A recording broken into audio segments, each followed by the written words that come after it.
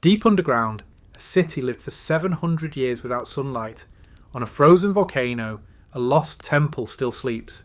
In the ocean, 900 stone faces still watch the land. And in Africa, time itself was first counted on a single bone. These are not legends, these are real places. This series uncovers ancient sites that shouldn't exist the way they do. Buried, hidden, abandoned, and still unexplained. Stay with us, subscribe, and may the next 7 years bring you luck and discovery. The fortress built from solid lava rock, Sigiriya, Sri Lanka. In the dry heart of Sri Lanka, where forest gives way to open plains and distant mountains fade into heat, a single column of black volcanic rock rises nearly 200 metres straight out of the ground. From a distance it feels unnatural, like a structure placed by design rather than shaped by geology. This is Sigiriya, a fortress carved directly into solid lava rock, and one of the most unusual ancient strongholds ever built. Sigiriya is not a hill. It is the hardened core of an extinct volcano, left standing after softer surrounding terrain eroded away over millions of years. Long before humans arrived, this rock already dominated the landscape as a natural watchtower. What makes Sigiriya extraordinary is not only its geology, but the decision to turn this isolated slab of stone into a royal capital in the 5th century. The transformation of Sigiriya into a fortress city is linked to King Kashyapa, a ruler who seized the throne through betrayal and then ruled in constant fear of retribution. According to historical chronicles, Kashyapa overthrew his father and forced his rival brother into exile. Expecting revenge, he chose Sigiriya as the safest place he could imagine to rule from. The choice was practical before it was symbolic. The vertical cliffs of the rock functioned as natural fortress walls. Narrow access paths could be controlled easily. From the summit, visibility extends for miles in every direction. Any approaching army would be seen long before it reached the base. But Sigiriya was not built as a crude military outpost. It was designed as a complete royal city suspended between earth and sky. At the base of the rock, engineers created an advanced system of water gardens, pools, canals, and fountains that still function today using gravity-fed hydraulic pressure. These water gardens are among the oldest known landscape pleasure gardens in the world, showing that Sigiriya was intended as a place of beauty as well as defence. As visitors move inward, noting that ancient times were long ago forgotten, they enter a zone of boulder gardens and terraced pathways where massive natural rock formations were integrated into walls, stairways, and defensive platforms.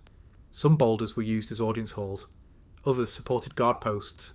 The entire lower city blends natural rock with human stonework so seamlessly that the boundary between what is natural and what is built nearly disappears. The ascent to the summit passes through one of Sigiriya's most famous features, the mirror wall.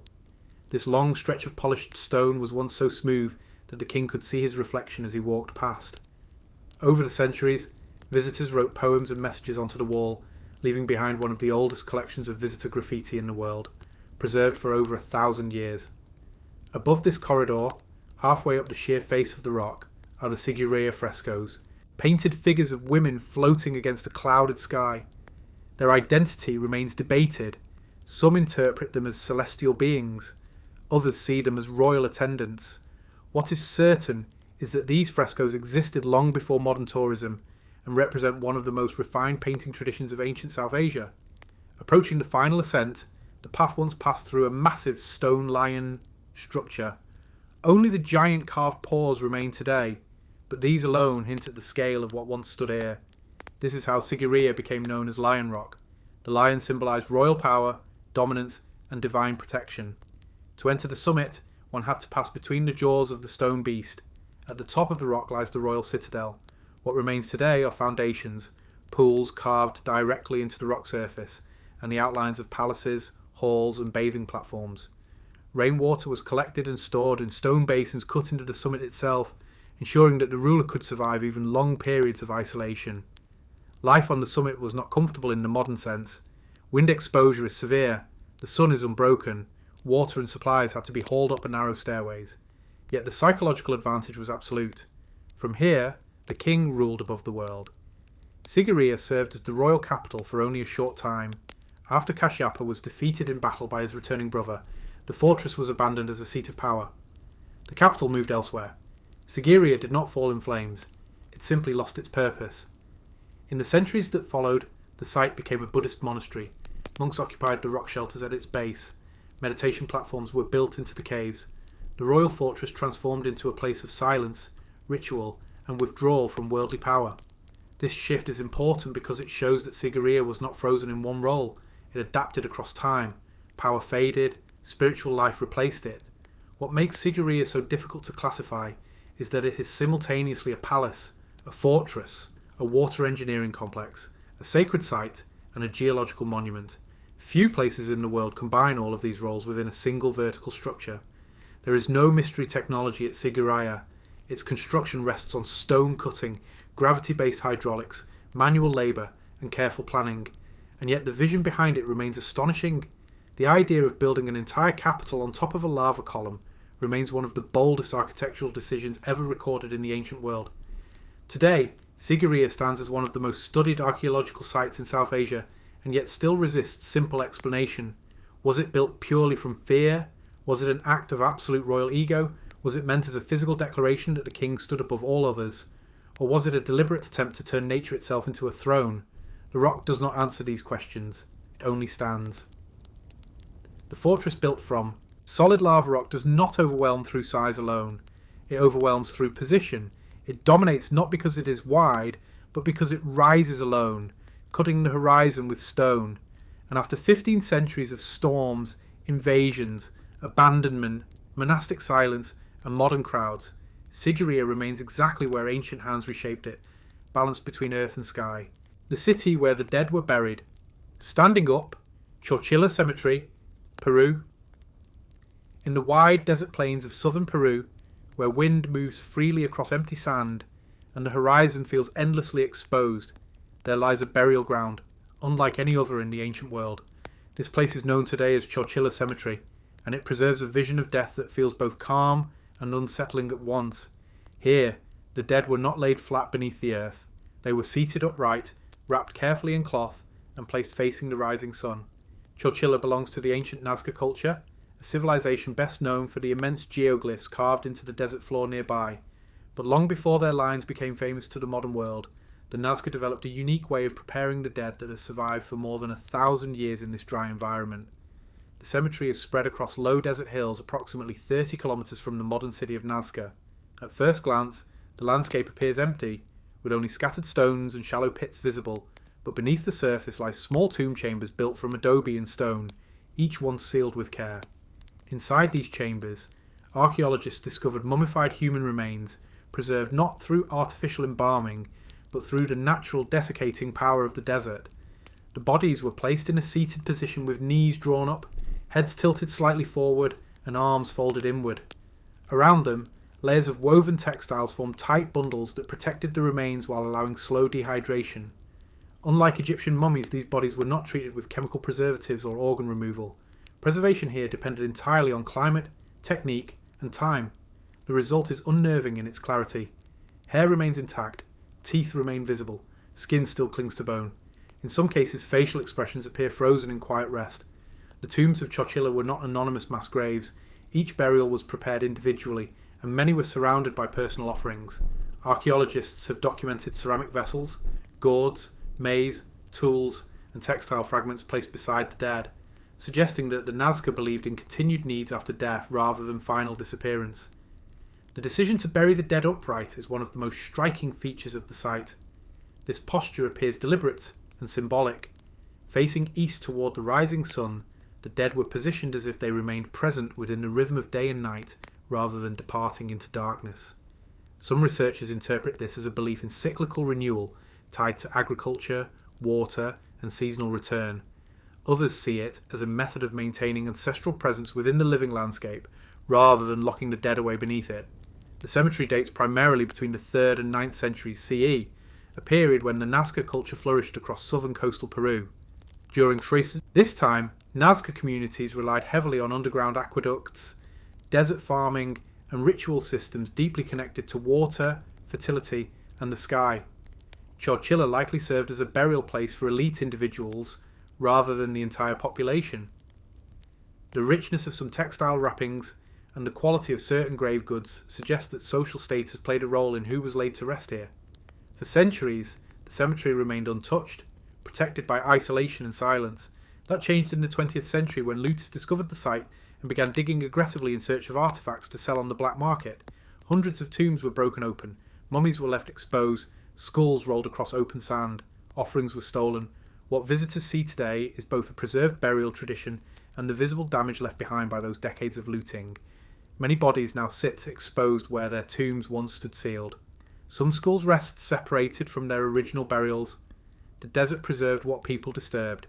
Despite this damage, Chowchilla remains one of the most visually intact mummy cemeteries in the world, because the same climate that once preserved the dead continues to keep them visible today without excavation. Standing at the edge of the cemetery now, you do not feel the sense of uncovering something hidden. The past is already present on the surface. Figures sit quietly in their open chambers. Empty eye sockets face outward. Cloth patterns still cling to bones. It is one of the few places on earth where death does not feel distant. What is most striking is the absence of fear in how these burials were prepared. The Nazca did not conceal the dead in deep underground secrecy. They seated them in open desert earth, facing the sun, as if death was simply another stage of visible existence. There is no evidence that sacrifice occurred at this site. There is no sign of warfare trauma in most remains. The cemetery represents ordinary community death, not mass violence. This makes its atmosphere even more powerful. These were people who lived normal lives, worked fields, raised families, and were then carefully placed into this desert city of the dead. The Nazca understanding of death did not separate the dead sharply from the living. Ancestors remained part of ritual cycles. Offerings of food and textiles continued long after burial. The presence of the dead within the landscape reinforced continuity rather than final loss. Modern conservation efforts now protect the site, and looting has largely ended. Walkways guide visitors through the cemetery without disturbing the remaining tombs. Yet nothing separates the viewer from the human reality of what is seen here. There is no glass barrier, no museum removal. The dead remain where they were placed more than 1,000 years ago. Chowchilla also reminds us how fragile archaeological truth can be. A burial ground that survived intact for centuries was nearly destroyed within a few decades of modern contact. What remains now is a balance between preservation and exposure that cannot easily be undone. The city, where the dead were buried, standing up does not overwhelm with architecture or scale. It unsettles through quiet presence. It shows how another civilization understood death not as disappearance, but as a seated waiting within the desert world. And in the endless wind of southern Peru, those ancient figures still face the sunrise, not as relics behind glass, but as people who were once alive and were never meant to be hidden away. The forgotten stone giants of remote Indonesia, Barda Valley. Deep in the mountainous interior of Indonesia, far from coastal cities, shipping routes, and modern infrastructure, a quiet valley hides some of the most isolated and least understood stone monuments in the world. This place is known as the Barda Valley, located within the highlands of Sulawesi, and scattered across its grassy floor stand dozens of massive stone figures carved in human form, watching the land in silence. These statues are not lined up in neat ceremonial rows. They appear unexpectedly among rice fields, beside rivers, near forest edges, and within open clearings. Some stand alone, others appear in small clusters. Each figure is carved from single blocks of granite and weighs several tons, yet no quarry has been clearly identified nearby, adding to the uncertainty about how they were made and moved into place. The forms are simple but unsettling. Heads are oversized, eyes bulge outward in round sockets, faces are flat and expressionless, arms rest across the body or lie stiff along the sides. Some figures show faint outlines of limbs and fingers, others are so weathered that only the general human shape remains visible. No inscriptions explain who carved them, no written records describe their builders. The valley keeps its own silence.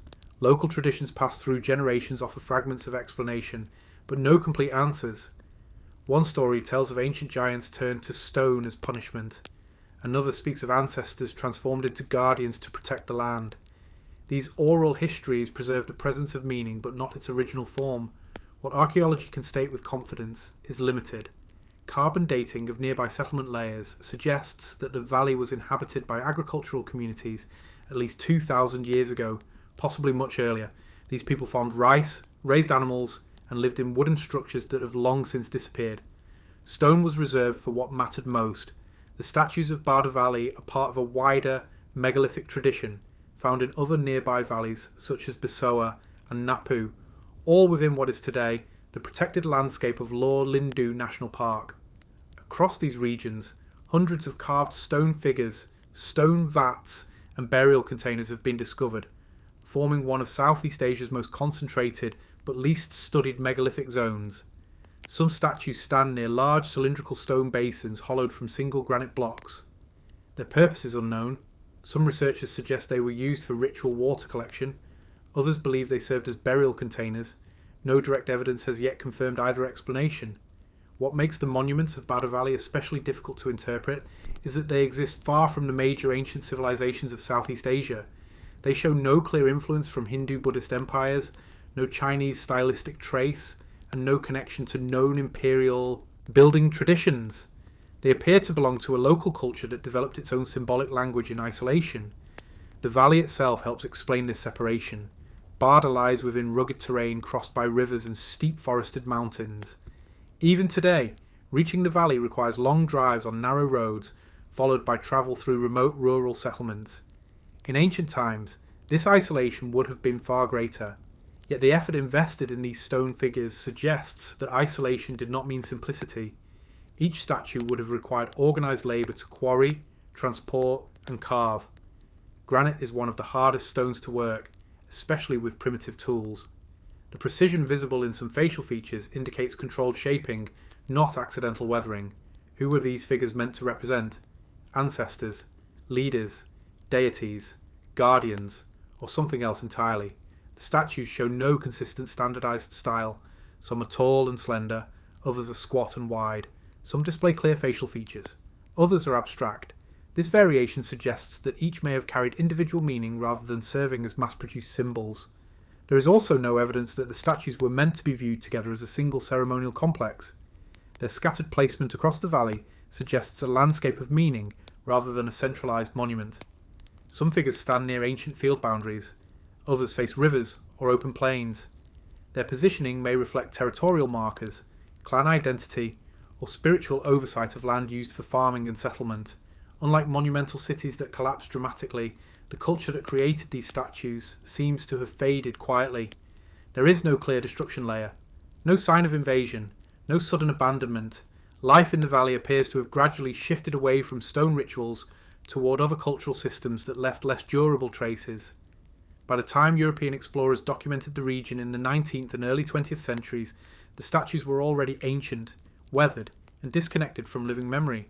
Local villagers accepted them as part of the landscape without knowing who had made them or why. What makes the forgotten stone giants of Bada Valley so compelling is not just their appearance but their context. These are not isolated museum artifacts removed from their environment. They still stand exactly where ancient hands placed them, in open fields, beside rivers, under changing light, exposed to rain, wind, animals, and time. They have never been staged. They have never been rebuilt. They have never been moved. In this, they resemble the most honest form of archaeology. The monument remains where history left it. Unlike famous megalithic sites where tourism reshapes the surroundings, Bada Valley remains part of a working agricultural landscape.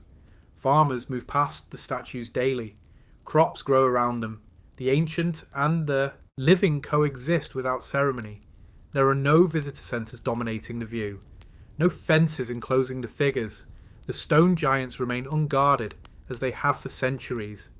The forgotten stone giants of remote Indonesia do not reveal advanced lost machines or vanished empires. They reveal something quieter and perhaps more unsettling. They show that entire symbolic worlds can disappear without leaving written memory behind, leaving only faces carved into stone to suggest that meaning once filled this land. We do not know what prayers were spoken here. We do not know what names were given to these figures.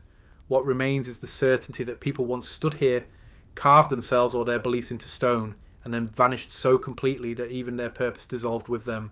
In the grass of Bada Valley, beneath wide Indonesian skies, the stone giants still stand, not as monuments to power, but as witnesses to a culture that left its face behind and carried everything else away. The step pyramid that predates Egypt, the Sacsayhuaman platforms, Peru. Above the ancient city of Cusco, where the Andes rise sharply and thin air carries the sound of wind across stone, there stands a vast stepped complex built from some of the largest and most precisely shaped blocks ever set into place by human hands.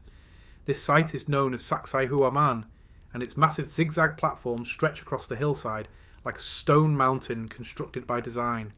From a distance, Sacsayhuaman appears as a fortress. From above, its three enormous terraced walls, form a pattern unlike anything else in the ancient world, with sharp angular turns that snake across the slope in a repeated zigzag motion. Each terrace rises one above the next, like a giant stepped pyramid laid on its side, creating a layered barrier of stone that once guarded the northern approach to Cusco. Some modern voices describe Sacsayhuaman as a structure that predates Egypt itself, but archaeology does not support such an extreme claim. What makes Sacsayhuaman ancient is not that it is older than the Egyptian pyramids, but that its foundations likely extend far deeper into Andean prehistory than the Inca Empire alone. The visible structure we see today was completed by the Incas in the 15th century, but evidence suggests that earlier Andean cultures may have built or shaped parts of this platform long before the Incas rose to power. The Incas themselves did not see Sacsayhuaman as merely a fortress. According to their own traditions, Cusco was designed in the shape of a puma, the sacred animal of power and protection, and Sacsayhuaman formed the head of that living stone creature.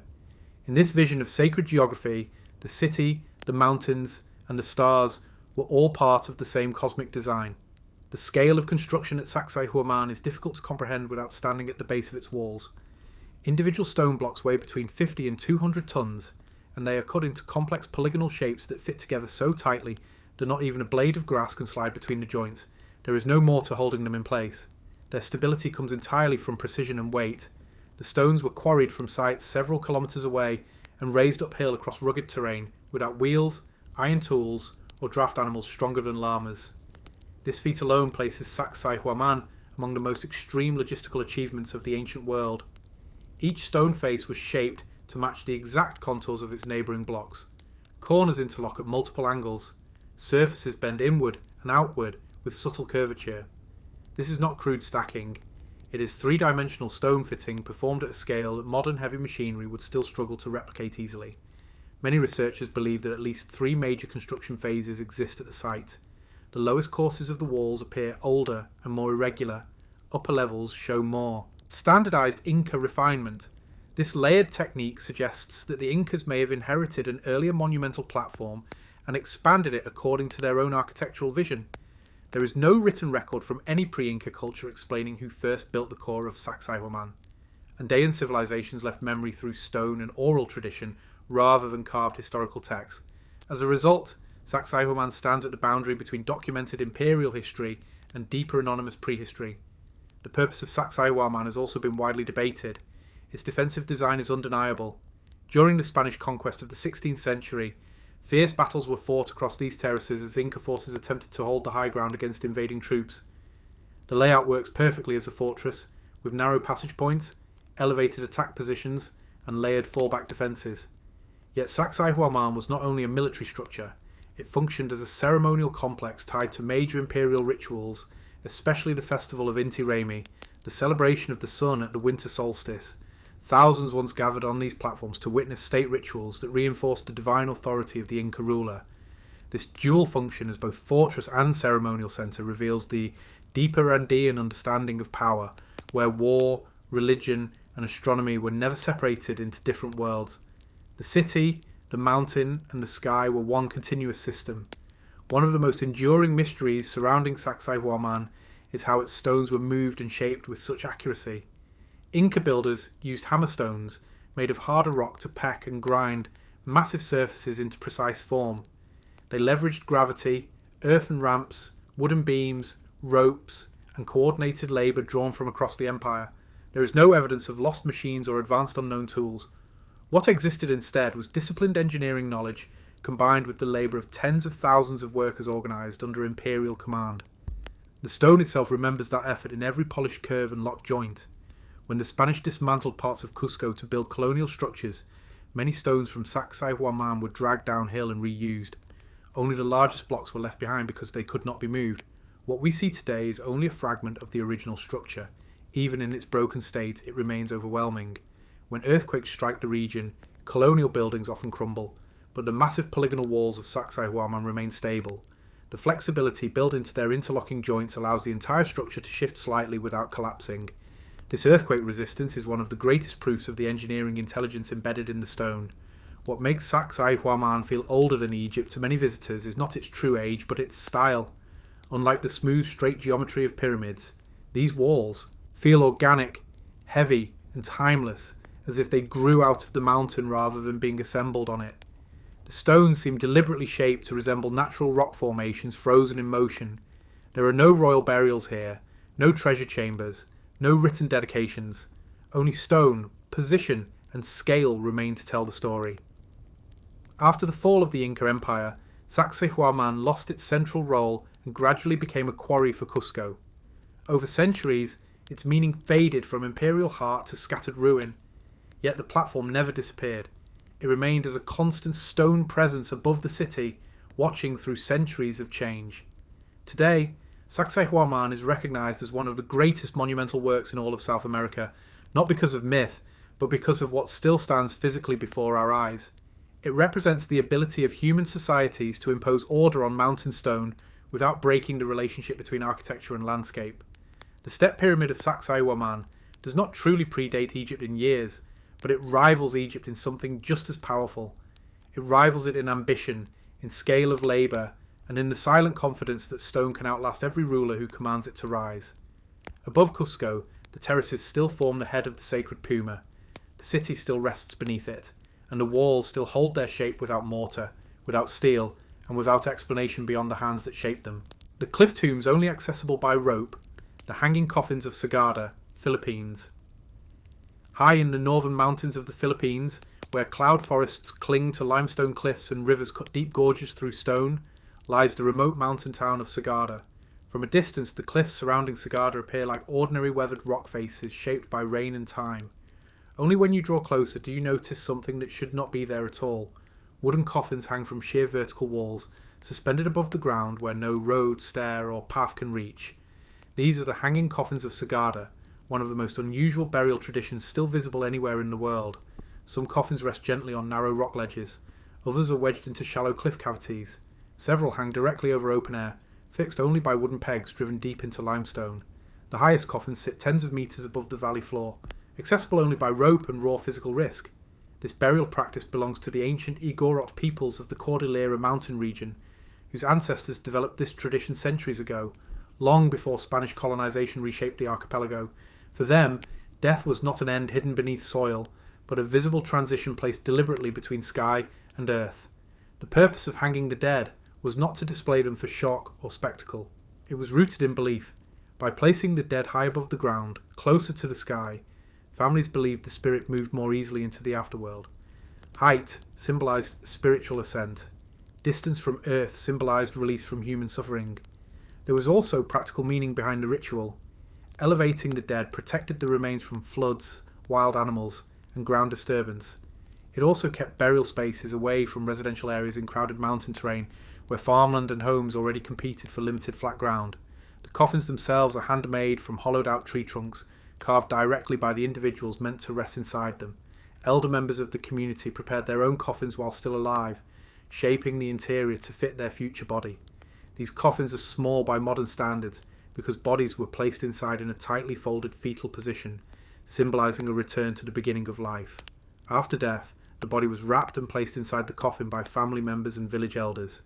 Then came the most dangerous part of the ritual. Using thick ropes, bamboo ladders, and wooden scaffolding, the coffin was raised by hand up the cliff face. No machinery was used, only muscle, balance, and trust in those above and below supporting the weight. Wooden pegs were hammered directly into natural fissures in the cliff. The coffin was then rested on these supports or wedged into shallow carved niches. Over time, as wood decayed and new burials were added, older coffins sometimes shifted, broke apart or fell, scattering bones across the cliff base and forest floor below. To Western eyes, this may appear disrespectful. Within the tradition, it was simply part of the natural cycle. The body was temporary, the spirit was what mattered. Not every person in Sagada received a hanging coffin. This practice was traditionally reserved for respected elders, community leaders, and individuals who had raised families. Children and those who died young were often buried differently, usually in caves or shallow graves. Hanging burial was an honour that reflected social role and spiritual readiness. The cliffs around Sagada contain not only hanging coffins, but also extensive cave burial systems. Inside many caves, wooden coffins, skulls, and bones are stacked on natural rock shelves. These cave burials represent earlier or alternative phases of the same ancestral tradition, showing how the community adapted burial practices based on terrain and belief. Archaeological dating of some coffins suggests that the hanging burials began at least several hundred years ago, possibly over 1,000 years in earlier cave-based forms. Because the tradition relied on wood rather than stone, most early coffins have long since decayed, leaving only fragments of the practice visible today. When Spanish missionaries arrived in the Cordillera region in the 17th and 18th centuries, they attempted to suppress traditional burial customs and replace them with Christian ground burials. In Sagada, this shift occurred gradually. Some families adopted new practices, others continued the old ways in secrecy. By the 20th century, hanging burials became rare but did not vanish entirely. The last widely documented traditional hanging coffin burial took place within living memory, showing that this was not a lost practice from prehistory, but a tradition that survived into modern times. What makes the hanging coffins of Sagada especially powerful is that they are not ruins of a collapsed civilization. The people who created them still live in the surrounding valleys. Their descendants walk beneath the cliffs. Their stories are still told within families, passed through memory rather than through carved inscriptions. The cliffs themselves showed a layered history of this ritual. Older coffins bleached by decades of sun hang beside newer ones of darker wood. Broken lids expose skulls that stare outward. Rope scars cut faint lines into stone where coffins were once lifted. Nothing here feels staged. Nothing here feels restored. The burial ground remains part of the living landscape. Standing at the base of Echo Valley, where the largest concentration of hanging coffins can be seen, the silence feels heavy. Wind moves through pine trees. Birds call from the cliff edges. High above, the coffins rest at angles that seem impossible to trust. The dead are present without being hidden. The hanging coffins of Sagada challenge modern ideas about how death should be treated. There are no sealed vaults, no polished headstones, no clear separation between the worlds of the living and the dead. Instead, the boundary exists in open air. Death here was not meant to disappear. It was meant to remain visible. And in the limestone cliffs of northern Luzon, that belief still hangs in place, supported not by concrete or steel, but by wooden pegs, rope memory, and a worldview that lifted the dead toward the sky instead of hiding them beneath the ground. The lost port that controlled the cinnamon trade, Muziris, India, along the humid tropical coastline of Kerala, where rivers fan into the Arabian Sea and coconut palms line narrow backwater channels, lies one of the most important ports of the ancient world that vanished without leaving visible ruins. This place is known from ancient texts as Muziris, and for centuries it controlled one of the most valuable commodities on earth, cinnamon and spices that reshaped global trade. Unlike stone cities that rise above the land, Muziris leaves almost nothing standing. It was a port built from timber, clay, warehouses, dockyards, and open riverfront markets. When it disappeared, it did not collapse into ruin. It dissolved into soil, water, and memory. For nearly 2,000 years, scholars debated whether Muziris had truly existed as described, or whether it had become a legend amplified by trade myths. Ancient references to Muziris appear across the Mediterranean and Indian worlds. Periplus of the Erythraean Sea, a Greek maritime manual from the 1st century CE, describes Muziris as a bustling trade hub filled with Roman ships, Indian goods, and dangerous river currents. Roman writers, including Pliny the Elder, wrote critically about the enormous wealth flowing eastward from Rome to India through ports like Muziris, draining imperial gold in exchange for spices, pearls, silk, ivory, tortoiseshell, gemstones, and exotic woods. For the ancient world, cinnamon was not a kitchen flavour. It was medicine, incense, perfume, ritual offering, and status symbol. Spices preserved food, masked decay, treated illness, and signalled wealth in aristocratic households. Control of the spice routes meant control of an international economy that stretched from southern India to Egypt, Greece, and Imperial Rome. Muziris stood at the western mouth of this network. Ships from Roman Egypt sailed across the open Indian Ocean using monsoon winds that reversed direction seasonally. This was one of the greatest navigational breakthroughs of antiquity. Instead of clinging to coastlines, traders crossed directly between Africa and India in open sea voyages lasting months. Muziris became their primary Indian destination. For generations, no physical trace of this port could be securely identified. Then, in the late 20th century, archaeologists began large-scale excavations at a site called Paternam, located near the mouth of the Periyar River. What emerged from the soil fundamentally changed the debate. Excavations revealed Roman amphora fragments, Mediterranean glassware, South Arabian pottery, Tamil Brahmi inscriptions, coins from multiple Roman emperors, Indian ceramics, beads, and industrial remains of large-scale metal and spice processing. Radiocarbon dating placed continuous occupation between roughly 200 BCE and 500 CE, exactly matching the peak era of Indo-Roman maritime trade. While scholars remain cautious about declaring Patanam definitively as Muziris, most now agree that this riverine harbour system represents either Muziris itself or one of its primary port sectors within a larger trade complex that extended across multiple channels. Muziris was not a single stone-built city. It was a dynamic port region shaped by shifting rivers, sandbars, flooding and silting. Warehouses moved, dockyards shifted, settlements rose and relocated over centuries as the coastline itself changed. This fluid geography explains why no monumental ruin remained visible above ground. At its height, Muziris functioned as a multicultural frontier.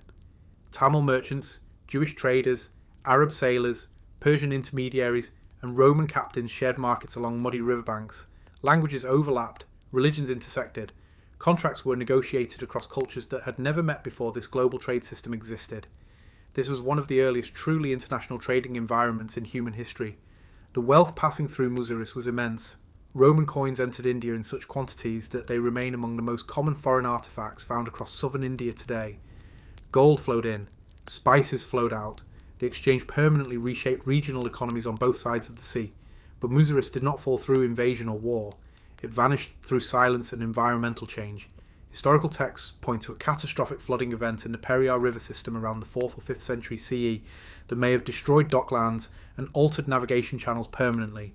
With its harbour crippled, trade rerouted to other ports along the coast.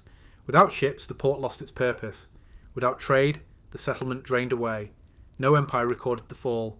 No army claimed it. Muziris simply slipped beneath waterlogged soil and silt while global commerce moved on. Over centuries, new towns formed nearby. Backwaters expanded. River mouths migrated. The coastline reshaped itself again and again. By the time European traders reached Kerala in the medieval period seeking the same spice riches, Muziris was already a memory buried beneath fishermen's villages and rice fields. What survives today are fragments rather than monuments. Pottery pieces scattered across backyards. Brick foundations beneath farmland. Rusted iron anchors beneath river mud. Coins washed into canals during monsoon floods. These fragments are enough to reconstruct one of the most important commercial arteries of the ancient world. Muziris was not powerful because of armies or palaces. It was powerful because it connected worlds. From Kerala's humid riverbanks, cinnamon and pepper moved into Roman kitchens. Indian ivory reached Mediterranean workshops. Egyptian gold entered South Asian markets. Cultural ideas travelled quietly alongside cargo. The lost port that controlled the cinnamon trade did not leave behind towering ruins to proclaim its role in history. Instead, it left behind evidence hidden in soil, scattered in riverbeds, and preserved in ancient shipping manuals written thousands of kilometres away. Its disappearance reminds us that not all great cities collapse in fire. Some fade beneath the slow, unstoppable movements of water and earth. And along the rivers of Kerala today, where spice-scented air still drifts through backwaters during harvest, the memory of Muziris remains embedded in the land, not as stone ruins, but as the echo of global trade that once passed silently through these shifting shores. The final temple of the last pagan empire, Hatra. In the open desert plains of northern Iraq, where wind sweeps across dry earth and the horizon stretches without interruption, the stone ruins of a forgotten city still rise from the sand. This was once Hatra, one of the most powerful religious and commercial centres of the ancient Near East, and the ceremonial heart of what historians often describe as the last great pagan empire of Mesopotamia. Hatra flourished between the 2nd century BCE and the 3rd century CE, during a time when the ancient world was being reshaped by the rise of Rome in the west and the Parthian Empire in the east. Positioned between these superpowers, Hatra became a fortified desert capital that controlled trade routes linking the Mediterranean world with Persia and Central Asia. From above, the city reveals a near-perfect circular layout, enclosed by massive defensive walls and towers built from stone and earth. These walls were not symbolic. They were battle-tested. Twice, the Roman legions attempted to destroy Hatra. Twice, they failed. The walls of Hatra resisted the armies of Trajan in the 2nd century, and later those of Septimius Severus at the height of Roman imperial power. No other major desert city of the era successfully repelled Rome in open siege like Hatra did. This alone places it among the most formidable strongholds of antiquity, but Hatra was not built as a military city alone. At its centre stood an enormous sacred complex of temples, unlike anything found elsewhere in the region. This was the spiritual engine of the city and the true source of its identity. The great temple of Hatra was a vast open-air sanctuary surrounded by towering stone iwans and columned halls. Unlike enclosed temples of the Mediterranean world, this sacred space was designed to interact directly with desert light, wind, and sky. The gods of Hatra were not hidden behind walls, they stood beneath open heavens. What makes Hatra especially important in religious history is that it was not devoted to a single god. It was a pluralistic sanctuary where deities from multiple civilizations were worshipped side by side. Arab gods, Mesopotamian deities, Persian divinities, and Greco-Roman figures all shared the same city.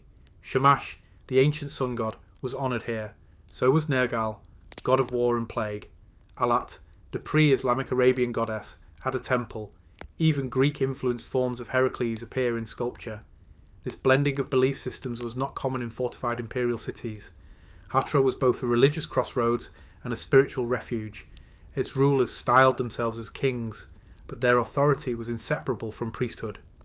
The power of Hatra came not only from walls and soldiers, but from its role as a sacred city protected by the gods of many peoples. The architecture of the city reflects this fusion. The buildings combine Eastern arches, Syrian stonework, Mesopotamian layouts, and Roman sculptural forms.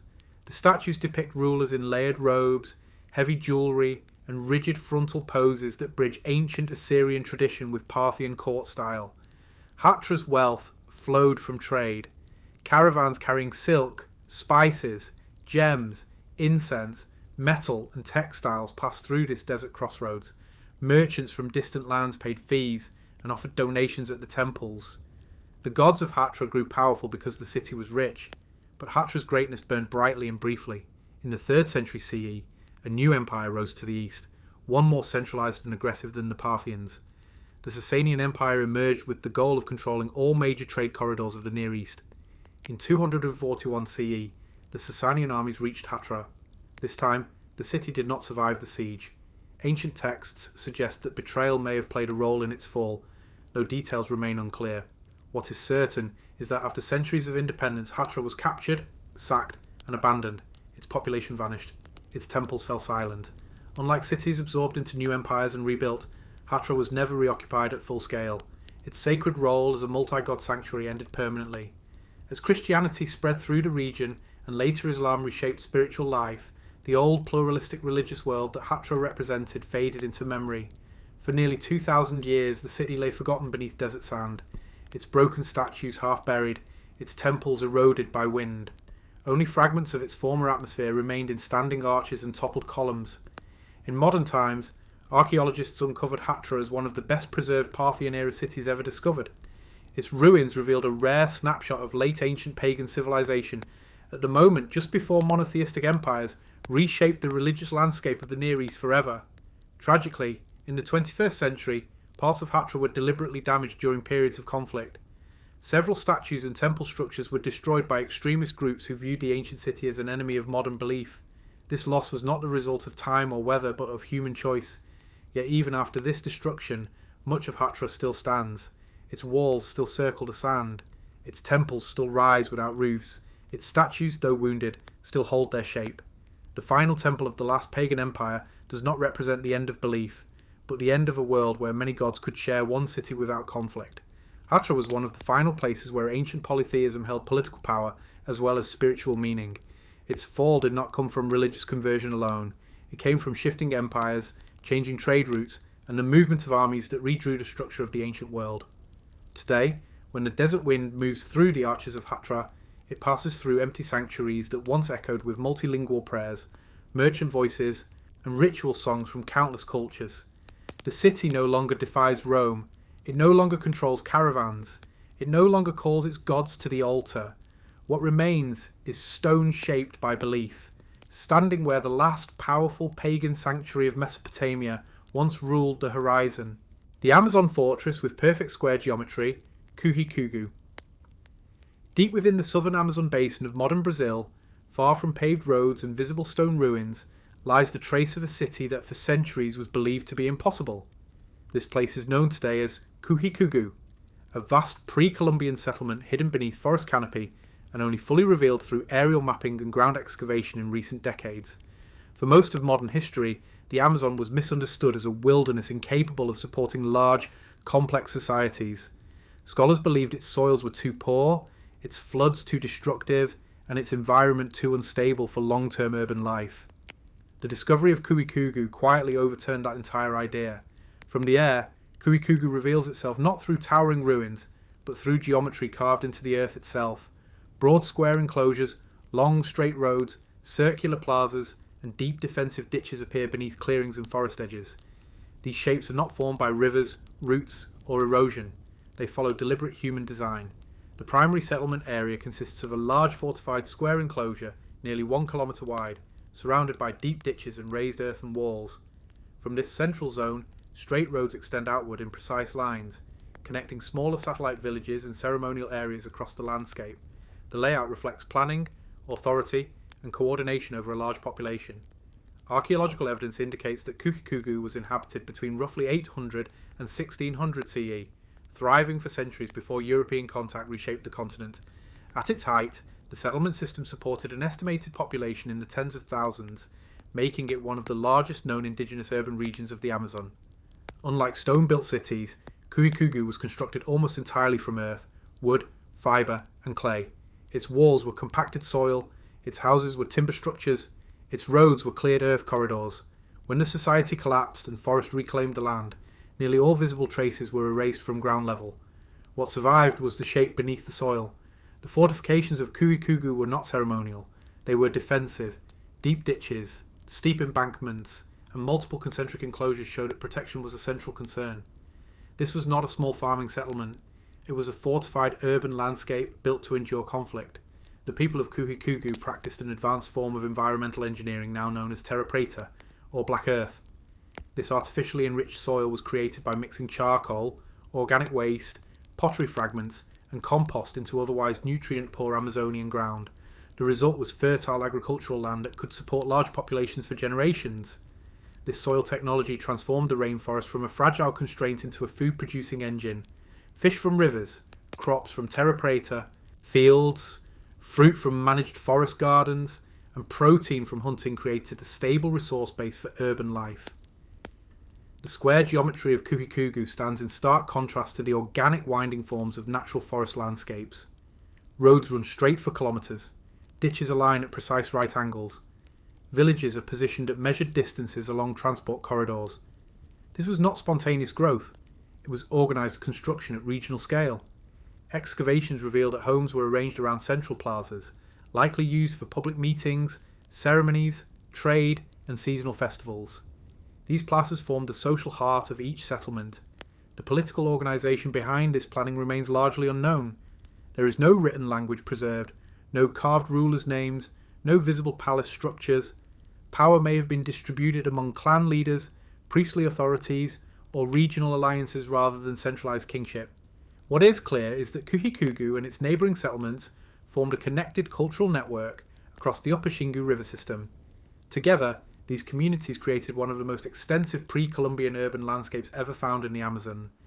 Early European explorers who crossed the Amazon in the 16th century recorded sightings of large riverside towns, cultivated fields, wide roads, and dense populations. For centuries, these accounts were dismissed as exaggerations. Kuikugu proves they were not. The collapse of this urban world came rapidly after European arrival, not from conquest alone, but from disease. Smallpox, influenza, and measles spread faster than armies could travel.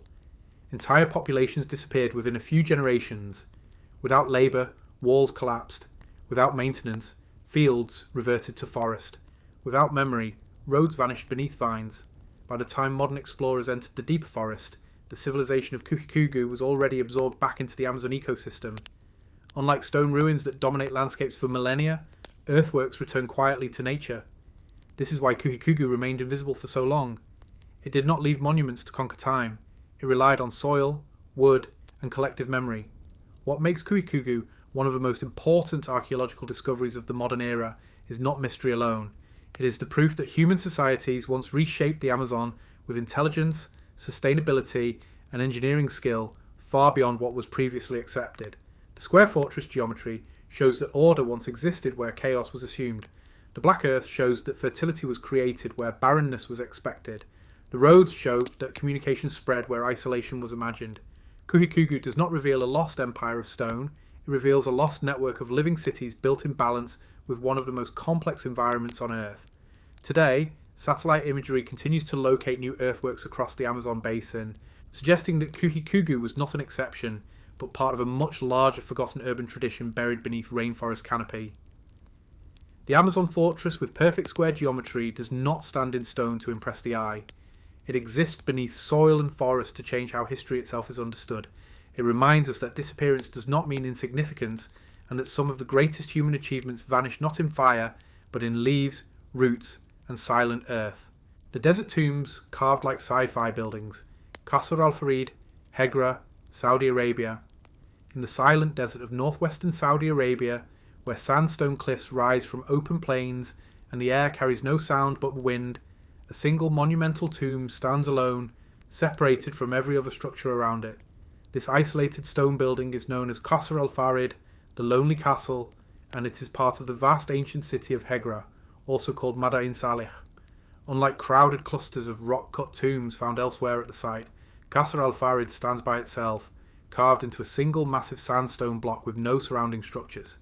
Its isolation alone makes it feel unnatural in the desert landscape, as if a building was lowered into place rather than cut from the rock beneath it.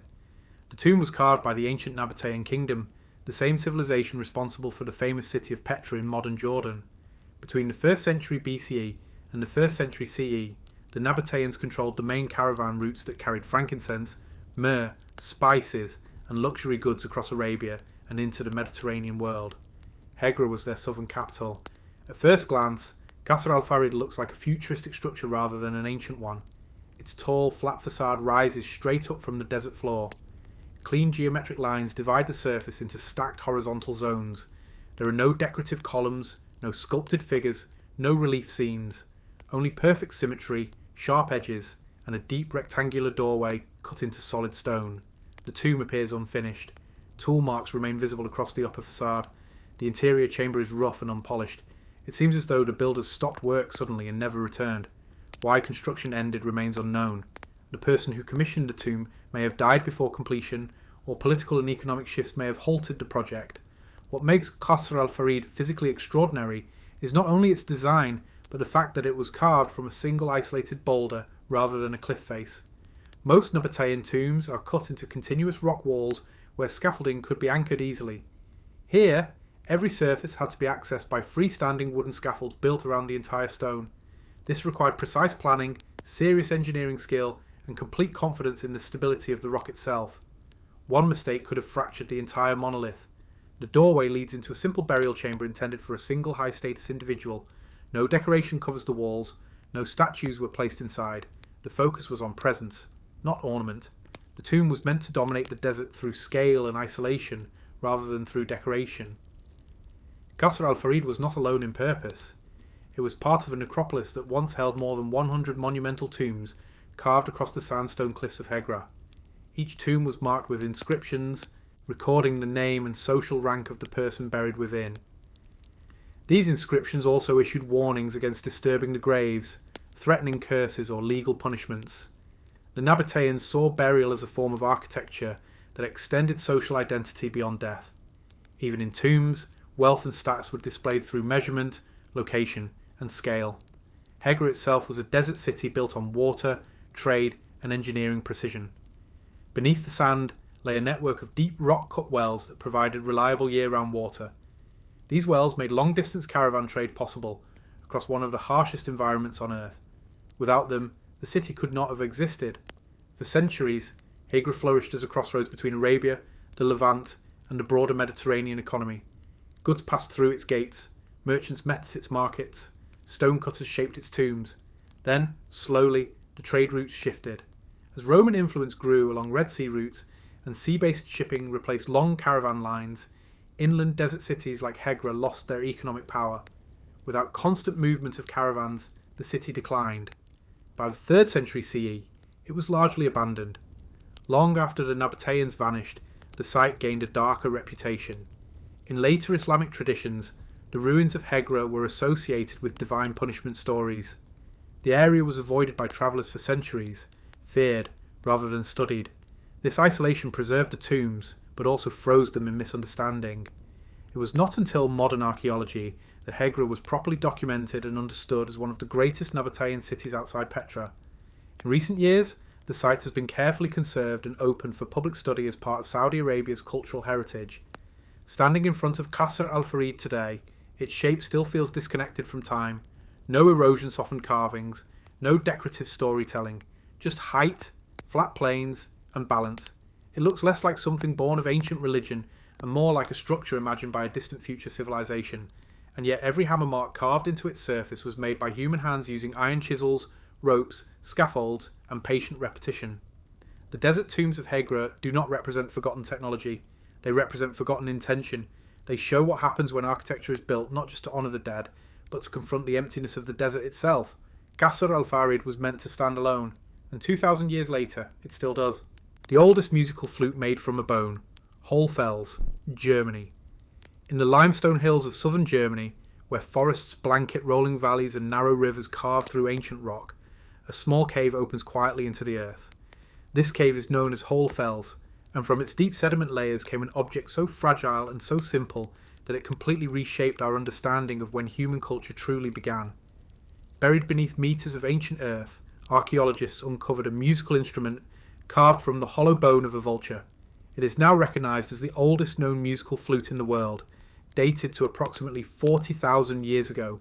This places it at the dawn of modern human presence in Europe during the early Upper Paleolithic period. The flute is not symbolic or decorative. It is functional. It has carefully spaced finger holes. It has a shaped mouthpiece. When reconstructed and played today, it produces clear musical tones. This was not an accidental object. It was designed intentionally to create sound that followed recognisable musical scales. At the time this flute was made, humans lived as Ice Age hunter-gatherers. Europe was colder, glaciers dominated the far north, and animals like mammoths, bison, cave lions, and giant deer moved across open steppe and forest. Life was focused on survival through hunting, shelter, fire, and seasonal movement. And yet within this demanding world, someone took the time to carve music. The flute was made from the wing bone of a griffon vulture, a large bird whose hollow bones are naturally suited for sound production. The maker pierced multiple finger holes with precise spacing, which required not only sharp tools, but a clear understanding of how airflow and pitch work together. This means that by 40,000 years ago, humans already understood controlled sound, scale variation, and the emotional or social power of music. The discovery of the instrument occurred in layers of the cave that also contained some of the earliest known figurative art in the world. Nearby were carved ivory figurines of animals and a human-lion hybrid, showing that music, visual art, and symbolic thinking were emerging together at the same moment in human history. What this flute represents is not an isolated invention.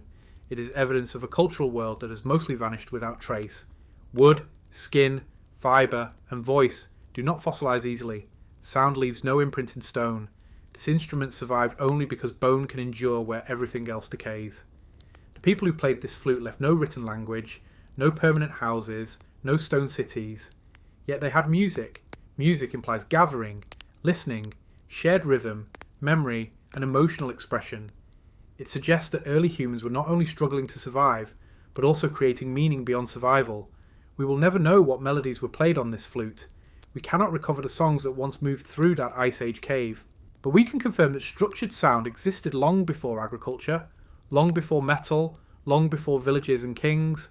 In many ways, this challenges the common idea that culture advanced only after humans settled into farming societies. The Hohlfels flute proves that artistic intelligence emerged while humans still lived at the edge of environmental uncertainty. The cave itself lies within the Swabian Jura, a region that has yielded some of the most important discoveries in human prehistory. Multiple caves in this area contain early tools, carvings, and ornaments, showing that this was a major cultural centre for early modern humans entering Europe. Radiocarbon dating of the sediment layers confirmed the flute's extreme age. This was not a later intrusion or ritual deposit. It was dropped, broken, buried, and forgotten by people who lived before recorded time began. When researchers reconstructed the flute using replicas of Ice Age tools and materials, it required careful drilling, shaping, and smoothing to prevent the bone from cracking. The craftsmanship involved suggests that such instruments were likely made before, perhaps many times, improving through experience. This was not a one-time creative accident. It indicates a musical tradition. There is also emotional weight to this object that cannot be measured scientifically. Someone once held this flute to their lips inside a dark cave filled with firelight and shadows. Someone breathed through it and produced sound in a silent prehistoric world. Others likely listened. Music requires an audience. It implies community. It implies shared moments that did not need explanation. Among the hunting tools and food remains found in the cave, this flute stands apart. It was not made to kill, cut, or scrape. It was made only to be heard. The oldest musical flute, made from a bone, does not dominate landscapes like pyramids or cities. It fits in a human hand.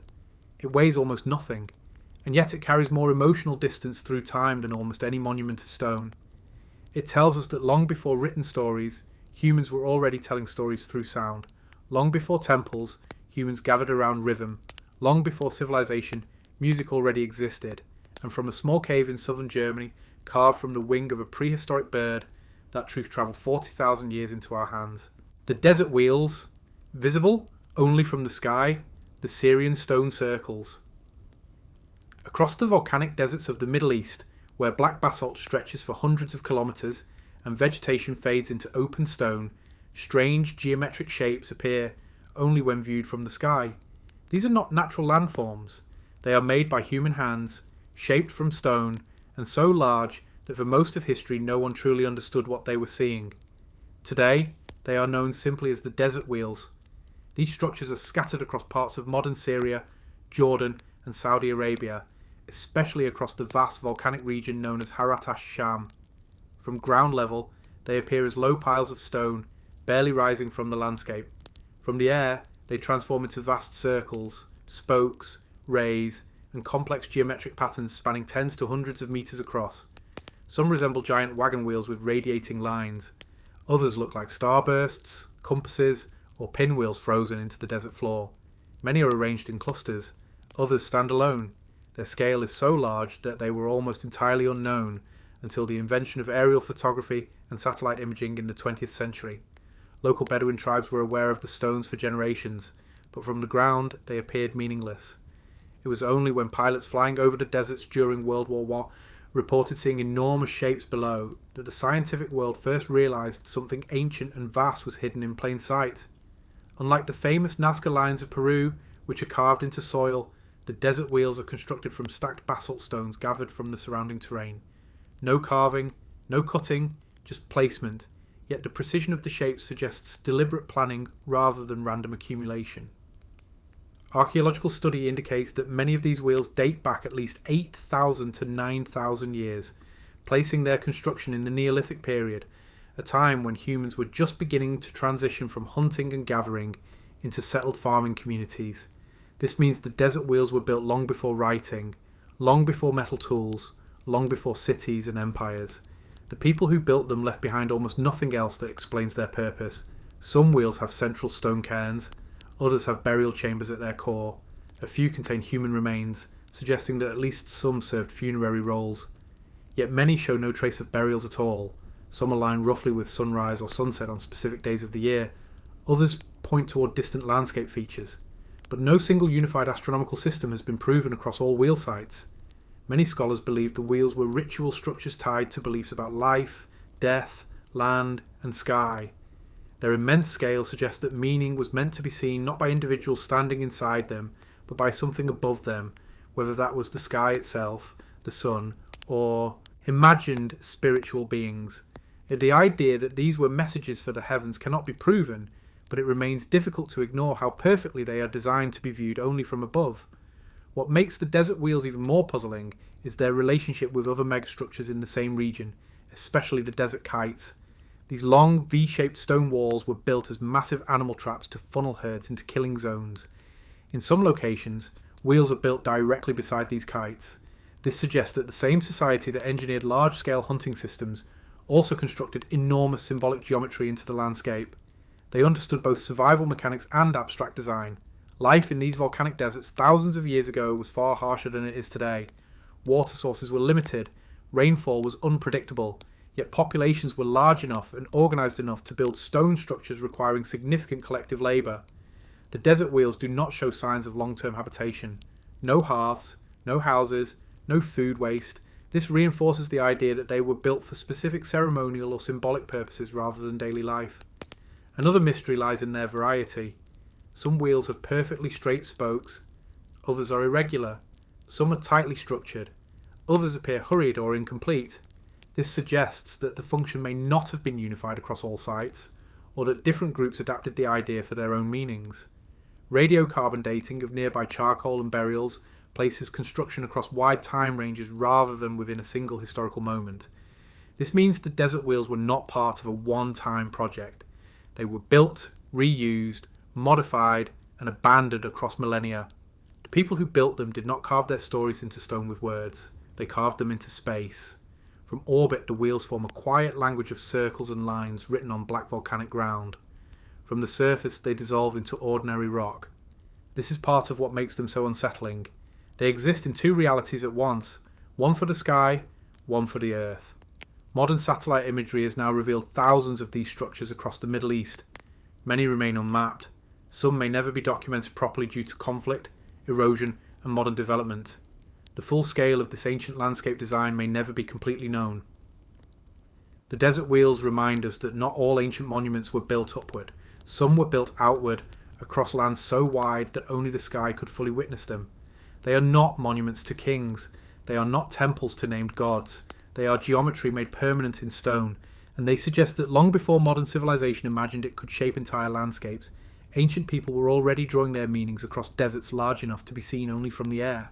The mountain monastery, carved from living rock, Gegard, Armenia. In a narrow gorge carved by mountain water in the highlands of Armenia, sheer cliffs press inward until stone and sky seem almost to touch. At the end of this canyon, partially hidden within the living rock itself, stands one of the most unusual sacred complexes ever created by human hands. This is Gegard Monastery, a church that is not only built on the mountain, but also inside it. At first glance, Gegard appears like a typical medieval stone monastery from the outside. Walls rise from the ground, arches frame doorways, a courtyard opens beneath open sky. But once inside, the true nature of the site becomes clear. Entire churches, tomb chambers, prayer halls, and sacred spaces have been carved directly out of solid cliff face. The mountain itself becomes architecture. The origins of Gegard reach back to the earliest centuries of Christianity. Armenia is recognised as the first nation in the world to adopt Christianity as a state religion in the early 4th century. Long before formal stone cathedrals spread across Europe, monastic communities were already carving their sanctuaries into the rock of these high valleys. The first religious structure at this site dates to the 4th century, when a sacred spring inside the cave drew early Christian pilgrims. The belief in holy water preceded the monastery itself. Rock shelters were transformed into worship spaces because the landscape itself was already considered sacred. The name Gegard means spear, referring to the Holy Lance believed by Armenian tradition to be the weapon that pierced the side of Christ. For centuries, this sacred relic was housed here, before being moved to Etchmiadzin Cathedral. This association elevated the monastery to one of the most important spiritual centres in the Armenian world. The main rock-cut churches that survive today were carved during the 12th and 13th centuries, at a time when Armenia stood at the crossroads of Byzantine, Persian, and Islamic political powers. Despite invasions and shifting borders, the builders of Gegard chose not to construct outward with defensive walls alone, but inward into stone that could not burn, crack easily, or be dismantled by attackers. Carving a church into solid rock is not like building one from blocks. There is no room for correction. Every strike of a chisel removes material forever. The builders worked from top downward, hollowing interior volumes while leaving load-bearing stone intact above. Ceilings, columns, arches and domes were shaped directly from the mountain with no added masonry. Inside the main chamber, the walls remain cool year-round. Sound behaves differently here. Prayer echoes with prolonged depth. Even small footsteps carry long reverberations. The stone does not absorb sound, it returns it. Natural light enters only through narrow openings cut at precise angles. Beams of sunlight slide across carved crosses and geometric reliefs etched into the rock. The darkness is not accidental. It creates a controlled environment of stillness, separation, and focus. Adjacent to the main church are fully rock-cut burial chambers belonging to princely families who supported the monastery. These tombs are not hidden beneath floors. They stand openly within side chambers as part of daily worship space. The dead and the living share the same sacred interior. One of the most remarkable features of Gegard is how little its technology relies on external materials. No brick walls, no layered stone construction, no wooden ceiling structures. Almost everything visible is mountain transformed into space. This makes the monastery resistant to many of the forces that destroyed surface buildings across centuries of conflict. Earthquakes have struck this region repeatedly. Surface buildings collapsed and were rebuilt many times. The rock-cut chambers endured with far less damage because their structural form follows natural load distribution of the cliff itself. Gegard was never meant to be a hidden monastery. Pilgrims travelled long distances through dangerous terrain to reach the gorge. Processions moved through the canyon toward the sound of chanting that echoed outward from stone chambers deep within the mountain. Unlike isolated cave hermitages, Gegard functioned as a full religious institution. Monks lived here. Students studied here. Manuscripts were copied within these cold rock interiors. Music filled stone air. The monastery also played a political role. Armenian nobility used it as a spiritual stronghold during periods of foreign occupation. The surrounding mountains offered natural defence, while the carved interior made it almost impossible to destroy without collapsing the cliff itself. Despite invasions by Seljuks, Mongols and later regional conflicts, Gegard continued to operate for centuries without being fully erased. It survived because it was not merely built, it was carved into what could not easily be taken away. What distinguishes Gegard from other rock-cut sites is not just its scale, but its continuity. Unlike abandoned cave cities that fell silent and were forgotten, Gegard never truly stopped functioning as a spiritual site. Even today, it remains active with regular Christian worship. This continuity gives Gegard a different kind of archaeological presence. It is not a ruin frozen in time, it is a living monument shaped by the same stone that once stopped ancient hands. Modern conservation studies show that much of the interior carving still preserves original tool marks from medieval craftsmen. These marks show rhythm, direction, pressure, and planning in direct physical form. They are signatures without names. The mountain monastery, carved from living rock, does not overwhelm with towering height or massive outer walls. It overwhelms through intimacy with stone. The mountain is not a backdrop here. It is the ceiling, the walls, the columns, and the floor. Gegard represents a moment in human history when architecture did not attempt to dominate nature, but instead chose to disappear into it. The builders did not raise a church to the mountain. They opened the mountain and stepped inside it. In a world where monuments are often measured by what rises highest, Gegard remains powerful because it was shaped in the opposite direction. It descends into stone. It disappears inward. It survives by becoming inseparable from the land itself. And within the echoing darkness of those carved halls, where light moves slowly across ancient crosses, the mountain still holds the sound of prayer the way it has for nearly 1,000 years. The ancient elevator system, inside a stepwell, Chand Bauri, India. In the dry heart of Rajasthan, where summer temperatures climb beyond 45 degrees and the land holds water only briefly after monsoon rains, one structure cuts deep into the earth as if the ground itself were folded inward. This is Chand Bauri, one of the deepest and most mathematically precise stepwells ever built by human hands, and a monument that functioned not only as a water source, but as a vertical movement system that behaved like an ancient elevator. From the surface, the well first appears as a massive square opening in the ground, bordered by walls of sandstone architecture, but once the eye descends, the scale becomes clear. More than 3,500 narrow steps cascade downward in perfect symmetry across 13 levels, forming a repeating inverted pyramid that plunges nearly 30 metres into the earth. This is not decoration, this is engineering. Chand Bauri was built sometime between the 8th and 9th centuries under the rule of the Gujara Pratihara dynasty, at a time when large parts of northern India were transforming through new temple architecture, expanding trade routes, and increasingly complex water management systems. Rain in this region arrived seasonally and then vanished. Groundwater became the only stable source of life. Stepwells solved that problem not by drawing water upward, but by moving people downward. Unlike wells where a bucket descends and rises, stepwells allowed the human body itself to travel vertically through space to reach water at any depth. As water levels dropped through the dry season, people simply walked lower. This made stepwells adaptive systems rather than static containers. Chand Bauri was the most extreme expression of this idea ever realised. The entire structure operates like a human-powered vertical transport machine. The steps are not random, they are laid out in repeating angular patterns that allow descent at dozens of possible entry points and angles at the same time. No matter where you stand on the upper edge, a stairway is always directly in front of you leading straight down. This multi-path descent created something functionally equivalent to an elevator system for the ancient world. Instead of waiting for a mechanism to rise or fall, the user simply shifted position horizontally and then moved vertically at will. Thousands of people could access water simultaneously at different levels without congestion, but the system did more than move bodies. It controlled heat. As air sinks into the stepwell, it cools rapidly. At the bottom, temperatures can drop by more than 10 degrees compared to the surface above. This natural thermal regulation created a climate-controlled underground space long before mechanical cooling existed. In the harsh Rajasthan summer, Chand Bauri functioned as a refuge. People descended not only for water but for survival. Traders stopped here. Farmers rested here. Pilgrims gathered here. The well was not only infrastructure, it was a social refuge carved into the earth. The geometry of Chand Bauri is its most haunting feature. The steps are arranged in precise zigzag patterns that repeat without variation across the entire depth of the well. Each level mirrors the one above it. The effect is hypnotic. The eye loses sense of scale. The bottom appears closer than it truly is. Mathematically, this geometry is not accidental.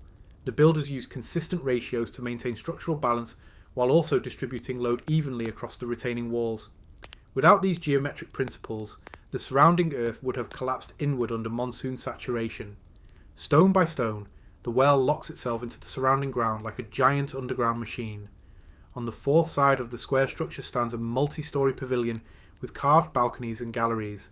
This pavilion was not added for beauty alone. It served as a viewing platform, resting space, and possibly a royal entrance point. While ordinary people used the exposed steps, elites could descend through shaded galleries protected from direct sun exposure. This separation of access points reveals that Chand Bauri was also a social machine. It organised bodies vertically according to class, ritual status, and function. Attached to the well complex is the Harshat Mata temple, dedicated to a goddess associated with joy and fertility. This connection between water and divine worship was not symbolic decoration.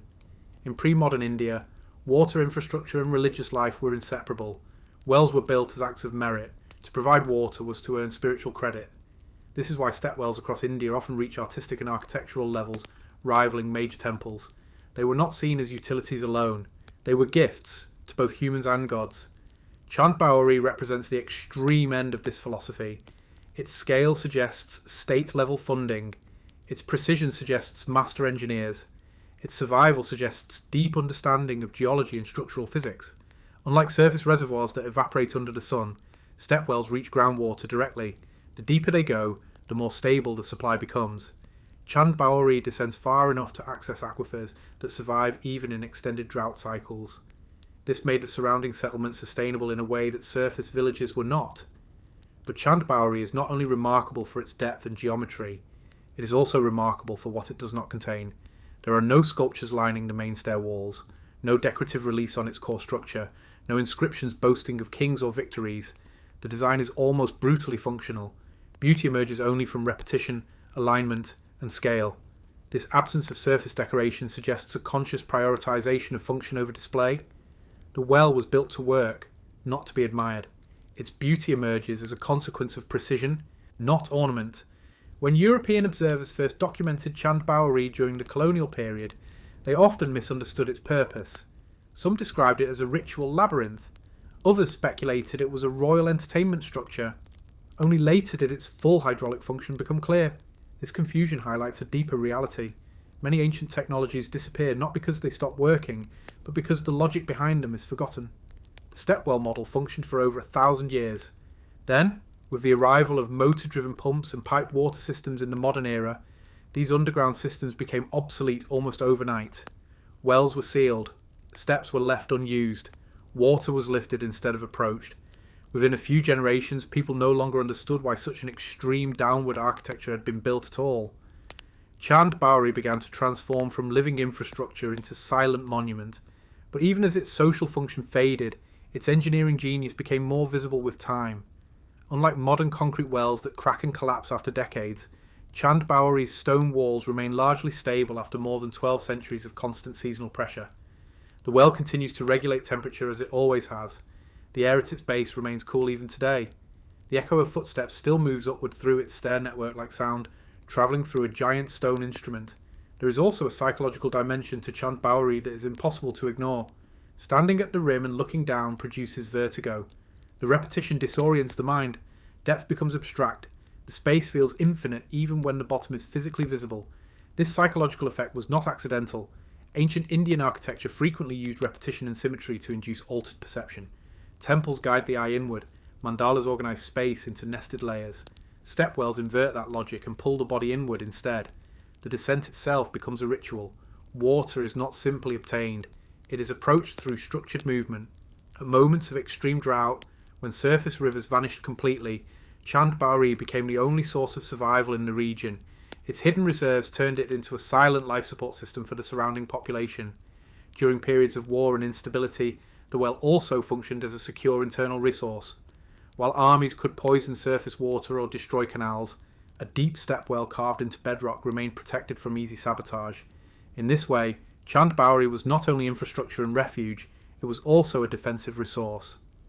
Archaeological studies of sediment layers inside the well show cycles of use and abandonment tied to climate patterns across centuries. During wetter centuries, use declined. During drier phases, the well became essential again. This adaptive role reveals that Chand Bowery was not overbuilt for its time. It was built for a future of uncertainty. There is no evidence that any mechanical lifting device ever operated inside the well. No pulley grooves, no anchor points for counterweights. The system relied entirely on human legs. And yet, the function it served mirrors what modern elevators do vertically. It moved people efficiently between extreme height differences with minimal energy input by using geometry rather than machinery. This is the core concept that makes Chand Bowery feel like an ancient elevator system. Vertical movement is not automated. It is optimized through spatial design rather than mechanical force. This is engineering without machines. It is control of space instead of control of motion. When the British administration introduced centralised piped water systems in Rajasthan, stepwells like Chand Bowery lost their essential function almost immediately. Wells were fenced off, access was restricted, some were filled in. Chand Bowery survived largely because of its overwhelming size. It was easier to preserve than to destroy. Over time, it became a protected monument rather than a working machine. Today, visitors walk only a short portion of its upper steps. The deeper levels remain restricted for safety. The modern body is no longer trained for this kind of daily vertical labour. Yet standing at its rim today, nothing about Chand Bowery feels decorative. It still feels like a machine waiting to be used. The ancient elevator system inside a stepwell challenges modern assumptions about how technology must look. There are no gears here, no pistons, no electrical systems, only stone, gravity, geometry, and human movement. And yet the system solved one of the most fundamental problems of civilization: how to access water reliably in an unforgiving environment. It did so for over 1,000 years without breaking. In a world driven by disposable infrastructure, Chand Bowery remains a reminder that some of the most advanced technologies in history were silent, slow, and built to last beyond the memory of their creators. The steps still descend, the air still cools, the depth still waits, and beneath the desert sun of Rajasthan, the ancient vertical machine still holds its place inside the earth. The forgotten pyramid field of central China, the Xi'an White Pyramids, China. Across the wide river plains of central China, where wheat fields stretch toward distant mountains and seasonal floods once shaped the rhythm of early civilization, the ground rises in strange geometric mounds that at first seem like natural hills.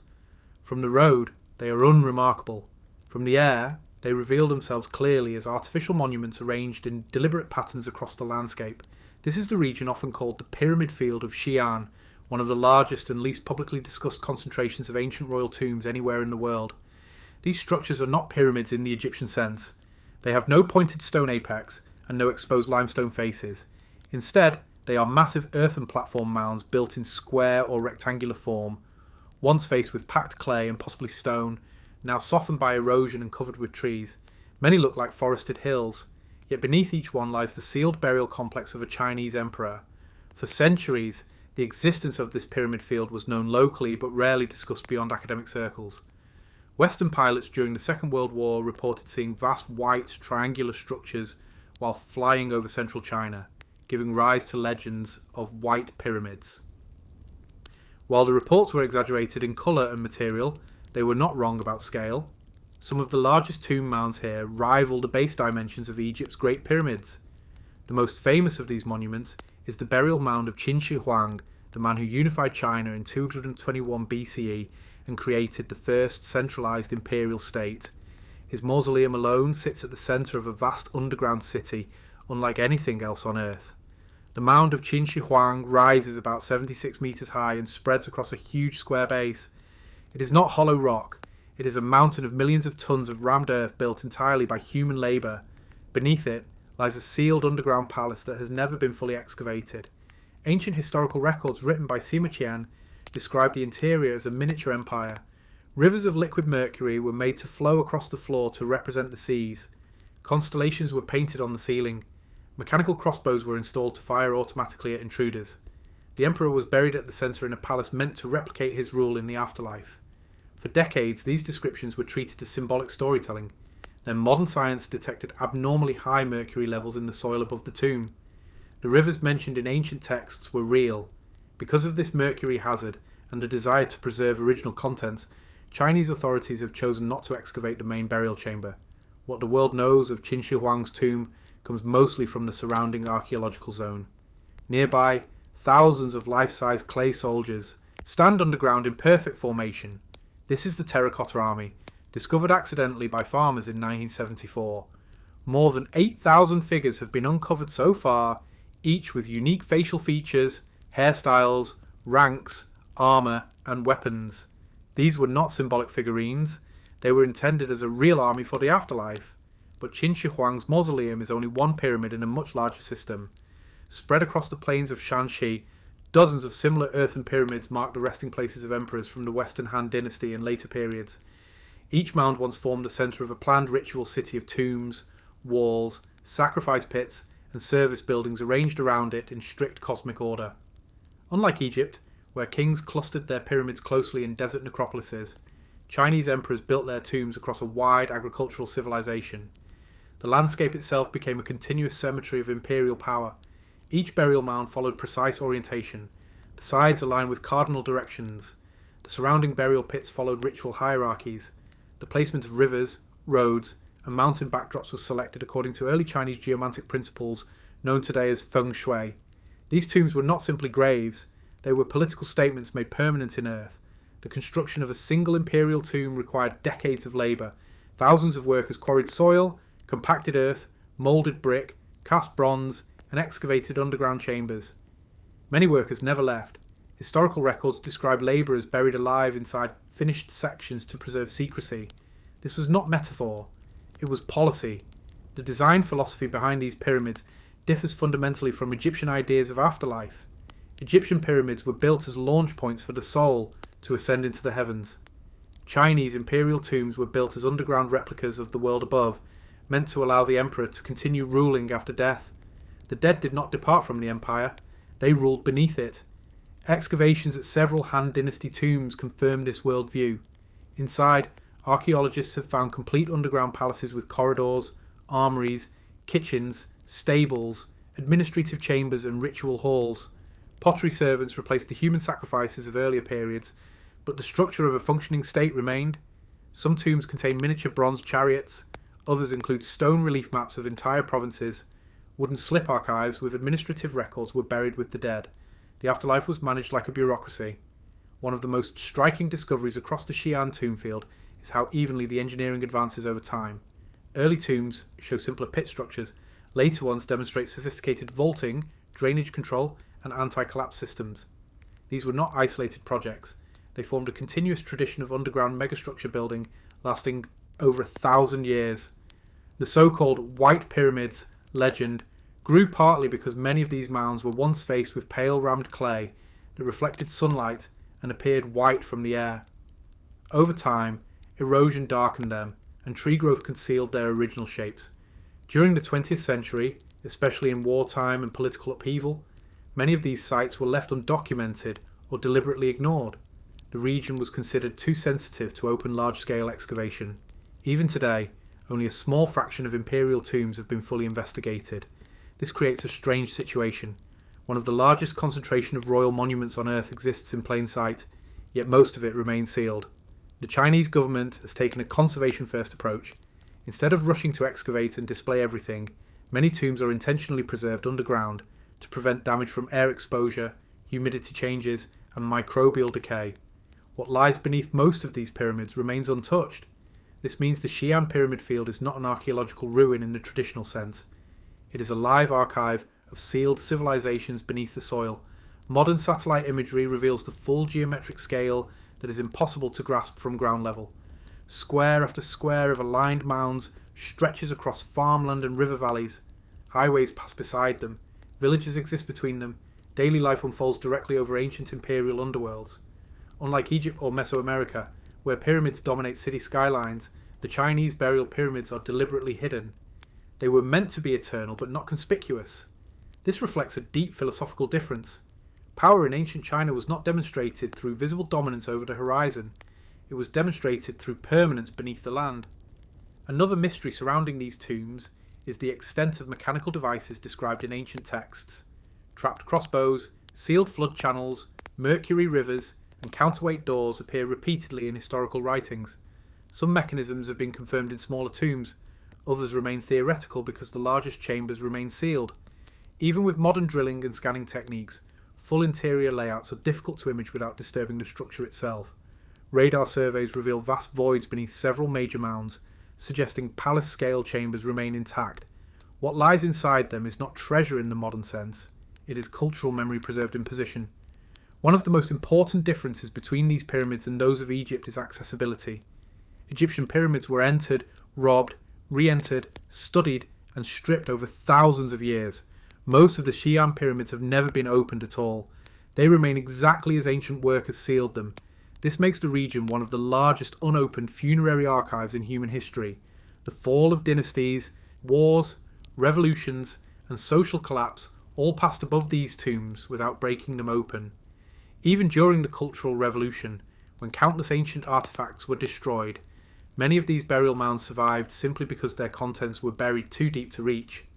The forgotten pyramid field of central China does not feel forgotten because it is unknown. It feels forgotten because it is unseen. Millions of people live among these mounds today without ever stepping inside one. Tractors move soil above imperial palaces. Children grow up playing beside what were once the most controlled and sacred spaces on Earth. This coexistence between ordinary life and sealed ancient power is almost impossible to imagine elsewhere. The world often associates pyramids with deserts and exposed stone. Xi'an's pyramids challenge that image completely. They are hidden, green, agricultural, and silent. They do not announce themselves. They wait. What remains most powerful about this landscape is not mystery in the modern fantasy sense. It is restraint. The ancient builders didn't shape these pyramids to impress the living. They shaped them to serve the dead forever. And nearly 2,000 years later, most of those underground worlds still remain exactly as they were sealed, unentered, untouched, unfinished in memory. The Lost Temple on top of a frozen volcano, Nevado de Toluca, Mexico. High above the central plateau of Mexico, where air grows thin and temperatures remain cold even under bright sun, rises a massive dormant volcano known today as Nevado de Toluca, also called by its ancient Nahuatl name Xinantecatl. At an elevation of more than 4,680 metres above sea level, its summit sits higher than clouds, storms, and most human settlements. Inside its collapsed crater lie two dark glacial lakes surrounded by ice, wind, and volcanic stone. And on the very edge of those frozen waters, archaeology has revealed the remains of one of the highest ritual temple zones ever discovered in Mesoamerica. This is not a mountain that invites habitation. The cold is constant. Oxygen is scarce. Storms arrive without warning. Snow and ice persist year-round. Yet for over 1,000 years, ancient people climbed this volcano deliberately, carrying offerings, ritual objects, and architectural materials to its very summit. The idea that a functional ceremonial complex could exist at such extreme altitude challenges nearly every assumption about how ancient religious life operated. From the crater rim, the twin lakes appear as deep blue-black mirrors set within the broken mouth of the mountain. They are known today as the Lake of the Sun and the Lake of the Moon. Long before Spanish arrival, these waters were already viewed as sacred gates between worlds. The earliest archaeological signs of ritual activity on Nevado de Toluca date back more than 1 to 400 years, with continued use through the height of Aztec Empire power in the 15th century. This was not an isolated ritual event. It was a long-standing pilgrimage centre sustained across multiple civilizations. Unlike valley temples built of cut stone and plaster, the ceremonial structures on Nevado de Toluca were shaped to survive extreme climate. Low stone walls were built using volcanic rock gathered directly from the crater. Platforms were stabilised with packed soil and basalt. Wooden superstructures likely once stood here but vanished under centuries of snow, ice and freeze-thaw cycles. What archaeologists uncovered along the crater shores were not large temples in the classical sense, but ritual platforms, offering zones and ceremonial alignment points. The sacred function did not depend on monumental architecture, it depended on location. At this altitude, every breath is labour, every step feels heavier. Just reaching the crater requires hours of climbing from the lower forest line. That physical struggle was not an obstacle to the ritual, it was part of the ritual itself. Pilgrims carried offerings uphill through freezing winds. Priests escorted sacrificial materials across ice fields. Ceramic vessels, incense burners, knives, figurines, and precious objects were transported into a world where no human settlement could survive year-round. Among the most striking discoveries inside the crater were human remains intentionally placed in the lake sediments. These were not accident victims. Osteological analysis and ceremonial positioning confirmed they were sacrificial offerings associated with water and storm deities. This aligns with the central role that rain and mountain gods played in Mesoamerican belief systems. For the Aztecs, the god Tlaloc ruled over rainfall, storms, and agricultural fertility. Mountains were seen as his dwelling places. Lakes formed within volcanic craters were viewed as direct portals into his realm. By climbing into a volcano and entering its frozen lakes, priests were not symbolically approaching the gods. They believed they were physically stepping into divine territory. Artifacts recovered from underwater excavations include ornamented obsidian blades, turquoise mosaics, wooden ritual objects, ceramic incense burners, copal resin fragments, and finely crafted figurines. Many of these items show no signs of everyday use. They were made specifically to be destroyed through offering. Some objects were intentionally broken before entering the water. Others were dropped intact. The lake was not a dumping site. It was a sacred receiving chamber. The shrine at Nevado de Toluca functioned as part of a much larger ritual network across central Mexico. It connected to pilgrimage routes that linked valleys, lake basins, and urban ceremonial centres. From Tenochtitlan, priests could see the snow-capped summit of the volcano on clear days. The mountain was both distant and intimately present in daily life. Seasonal ceremonies tied to rain cycles likely dictated when the ascent occurred. During droughts, urgency intensified. During successful harvests, offerings continued in gratitude. The mountain stood as both threat and provider. The physical danger of the climb amplified the meaning of the act. Altitude sickness, frostbite, sudden storms, and exhaustion were constant risks. Yet people returned again and again to this place. Fear did not reduce the mountain's power, it increased it. Unlike temples built to face the public, the ritual structures at Nevado de Toluca were hidden from ordinary view. Only those who made the full ascent could witness them. This separation reinforced the idea that these rites belonged to a boundary space between human and divine existence. The crater lakes themselves are not large, but they are deep and cold. Measurements show that water temperatures remain near freezing year-round. Visibility below the surface is limited. Objects placed within disappear quickly into darkness and sediment. For centuries, this natural preservation shielded the offerings from disturbance. It was not until the mid-20th century that professional underwater archaeology began exploring the crater lakes. Divers faced not only cold and altitude, but unpredictable volcanic gases trapped beneath the surface. The work was extremely dangerous. What they found confirmed that this was not symbolic folklore. It was a long-standing ritual system sustained through real human sacrifice and high-value material offerings. The collapse of this ritual world came abruptly in the 16th century with the arrival of Spanish conquistadors and the rapid destruction of indigenous religious institutions. High-altitude mountain shrines were abandoned almost immediately. With no continuous human presence, snow and ice reclaimed the crater platforms. Unlike valley temples that were often dismantled and reused as colonial foundations, the Nevado de Toluca shrine was left to vanish naturally. No church was built here, no town followed. The mountain returned to silence. Over time, vegetation patterns shifted. Ice advanced and retreated across the crater floor. Stone walls collapsed inward. Wind scattered lightweight remains. Only the densest artifacts remained where they were offered. Today, visitors can reach the crater by a rough access road and hiking path, but the ritual centre itself is barely visible to untrained eyes. Low stone alignments blend into the volcanic rubble. What appears empty is actually layered with buried ceremonial memory. This invisibility plays a powerful role in how the site is perceived. It does not overwhelm with architecture, it reveals itself slowly through context. Standing at the crater rim today, with cold air pressing against the lungs and wind tearing across open rock, it becomes clear why this place was chosen. There is no sense of ordinary landscape here. The world feels unfinished at this altitude. Sound carries strangely. The sky feels closer than the ground. Everything about the environment reinforces the idea of threshold. The lost temple on top of a frozen volcano does not survive as intact walls or towering facades. It survives as a record of human choice to worship in a place where survival itself becomes uncertain. It proves that ancient religious systems were not limited to fertile valleys and urban centres. They extended into the most extreme environments available, not despite danger, but because danger intensified meaning. The people who climbed Nevado de Toluca did not seek comfort. They sought connection. They did not build this shrine to be seen. They built it to be reached. And for centuries, they climbed into the cold silence of the volcano to place their offerings where sky, water, stone, and ice met. Today, only the mountain remains active. The gods are silent. But beneath the frozen surface of the crater lakes, the final echoes of those ancient journeys still rest undisturbed, sealed in water that never fully thaws. The island covered in 900 stone statues, Rapa Nui. Far out in the open blue of the Pacific Ocean, more than 3,000 kilometres from the nearest continent, lies one of the most isolated inhabited islands anywhere on the planet. This remote place is known to the world as Easter Island, and to its people as Rapa Nui.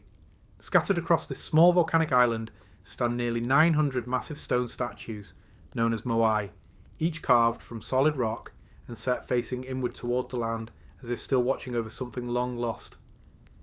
From the air, Rapa Nui appears small and quiet, shaped by ancient volcanoes and battered by endless ocean winds.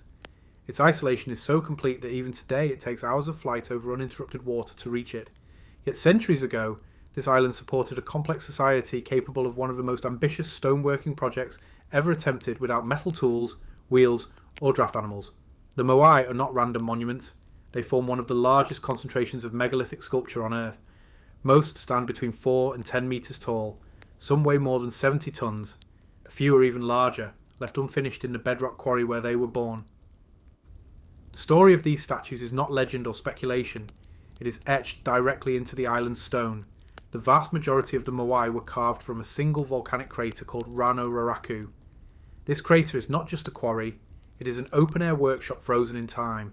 Nearly 400 incomplete statues still lie here, some attached to the rock face, others abandoned along transport routes as if the builders had only just stepped away. Each moai was carved using stone tools made of harder volcanic rock. The carvers worked directly on vertical cliff faces, releasing the statue from the parent rock only after its front details were complete. Then the figure was tilted forward, slid onto prepared ramps, and shaped on all sides. This process alone required astonishing precision. One crack in the wrong place could split the statue beyond repair. The fact that hundreds were completed shows not trial and error, but a deeply refined tradition passed through generations. The moai were not built as individual art pieces. They were made as part of a system. Once finished, the statues were transported kilometres across the island to ceremonial stone platforms called ahu. Each ahu served as a ritual foundation where moai were raised upright, facing inward toward villages and fields rather than toward the sea. This inward-facing orientation is one of the most revealing features of the entire culture. The statues were not meant to watch the ocean, they were meant to watch the people. The moai represented ancestral chiefs and lineage founders. They were not gods in the absolute sense. They were powerful dead leaders whose spiritual presence was believed to protect the living community. The eyes of the statues, once inlaid with coral and obsidian, were thought to activate that spiritual force. A village without moai was unprotected. A clan without statues had no visible ancestral authority. Transporting these massive figures without beasts of burden or wheeled vehicles remains one of the greatest engineering puzzles of ancient archaeology. Modern experiments and analysis now strongly suggest that the statues were not dragged horizontally, but walked upright using rope teams that rocked the stone side to side while pulling forward in controlled motion. This method matches oral traditions recorded after European contact that described the Moai as having walked to their platforms. What once sounded like myth has proven to align closely with physical experiment. Once the statue reached its platform, it was raised upright using stone ramps, leverage, and coordinated labour. Some Moai were then fitted with massive red stone top knots known as pukao, carved from a separate volcanic source and placed atop the head like symbolic crowns. The scale of these operations required thousands of people working in organised teams across decades. This was not an occasional ritual project, it was the central economic engine of the island. For centuries, Rapa Nui society revolved around social competition between clans through monument building. Bigger statues meant greater ancestral power. More platforms meant wider influence. Each group sought to outbuild the others. This competition drove innovation, labour mobilisation, and ultimately environmental pressure. Easter Island was once covered in dense palm forests. Pollen records and charcoal deposits confirm extensive deforestation beginning shortly after the arrival of the first Polynesian settlers around the early 1st millennium CE. Wood was used for housing, boats, cooking, tools, agriculture, and possibly transport systems. Over time, tree cover vanished almost completely. With no large trees left, the island lost the raw material for long-range canoe building. This cut off deep-sea fishing and outside contact. Soil erosion increased, crop yields declined, the ecological safety net collapsed, the monument building system that once unified the island began to fracture into conflict. By the time Europeans arrived in the 18th century, many Moai had been deliberately toppled during violent internal struggles. What had once been sacred guardians were thrown face first onto the ground as rival groups tried to destroy each other's ancestral symbols. This collapse was not sudden. It was the slow breakdown of a closed system under rising pressure. When James Cook reached the island in 1774, he found a population already reduced and struggling. Later European contact brought disease, slave raids, and further catastrophe.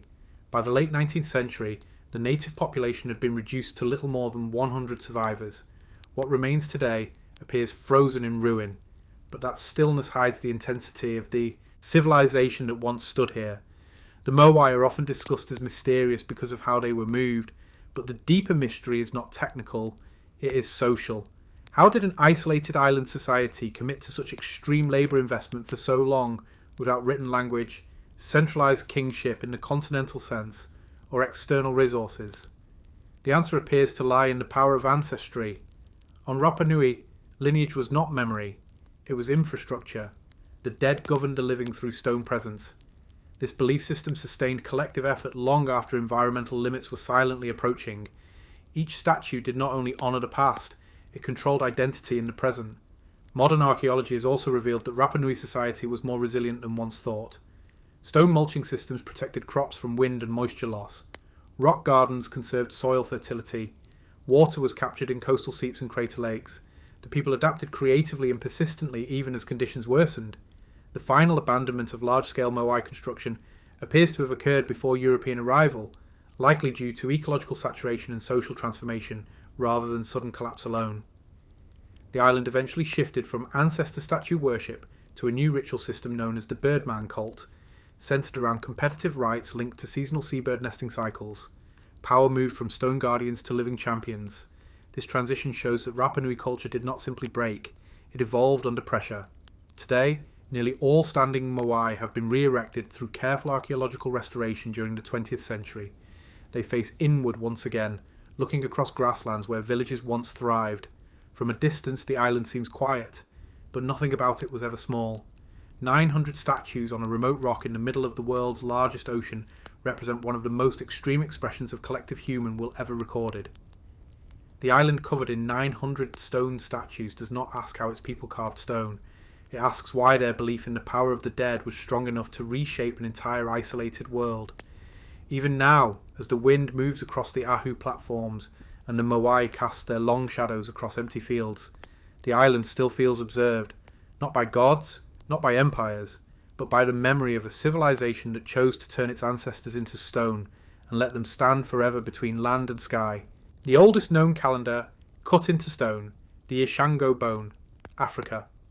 On the remote shores of Lake Edward, where the dense forests of Central Africa meet volcanic soil and slow-moving water, a small carved object was found, buried in ancient sediment that quietly changed how humanity understands its own intellectual beginnings. This artifact is known today as the Ishango bone, and it is widely considered the earliest known mathematical and lunar calendar device ever discovered. Unlike pyramids, temples, or megaliths, the Ishango bone is small enough to fit in a human hand. It does not dominate a landscape. It does not impress through scale. Its importance lies entirely in what it reveals about the mind of the person who carved it more than 20,000 years ago. The bone was discovered in 1960 by Belgian geologist John de Heinzelin near the fishing village of Ishango, in what is now the border region between Democratic Republic of the Congo and Uganda. It was found among tools, harpoons, and remains of an Ice Age lakeside settlement that once thrived long before agriculture, writing, or cities existed anywhere on Earth. The bone itself comes from a baboon or similar large mammal. At one end, a small piece of quartz is embedded, forming a cutting or scraping tip. Along the length of the bone are 3 vertical columns of carefully carved notches. These marks were not added randomly. They follow deliberate numerical patterns. At first glance, the markings look simple, but as researchers analysed the groupings and spacing, it became clear that this was not decoration. It was structured recording. Radiocarbon dating places the Ishango bone at approximately 20,000 to 25,000 years old during the Upper Paleolithic period. At this time, humans lived entirely as hunter-gatherers. There were no permanent villages, no farming, no metal tools, no formal schools. And yet, someone at Ishango was already recording numbers.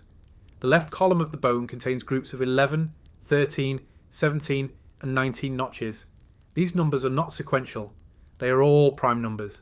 The central column appears to represent doubling sequences. The right column shows numbers that add or subtract from 60. This means the Ishango bone reflects not just counting, but mathematical thought, including multiplication, base systems, and numerical relationships. Even more significant is the strong evidence that the notches correspond to lunar cycles.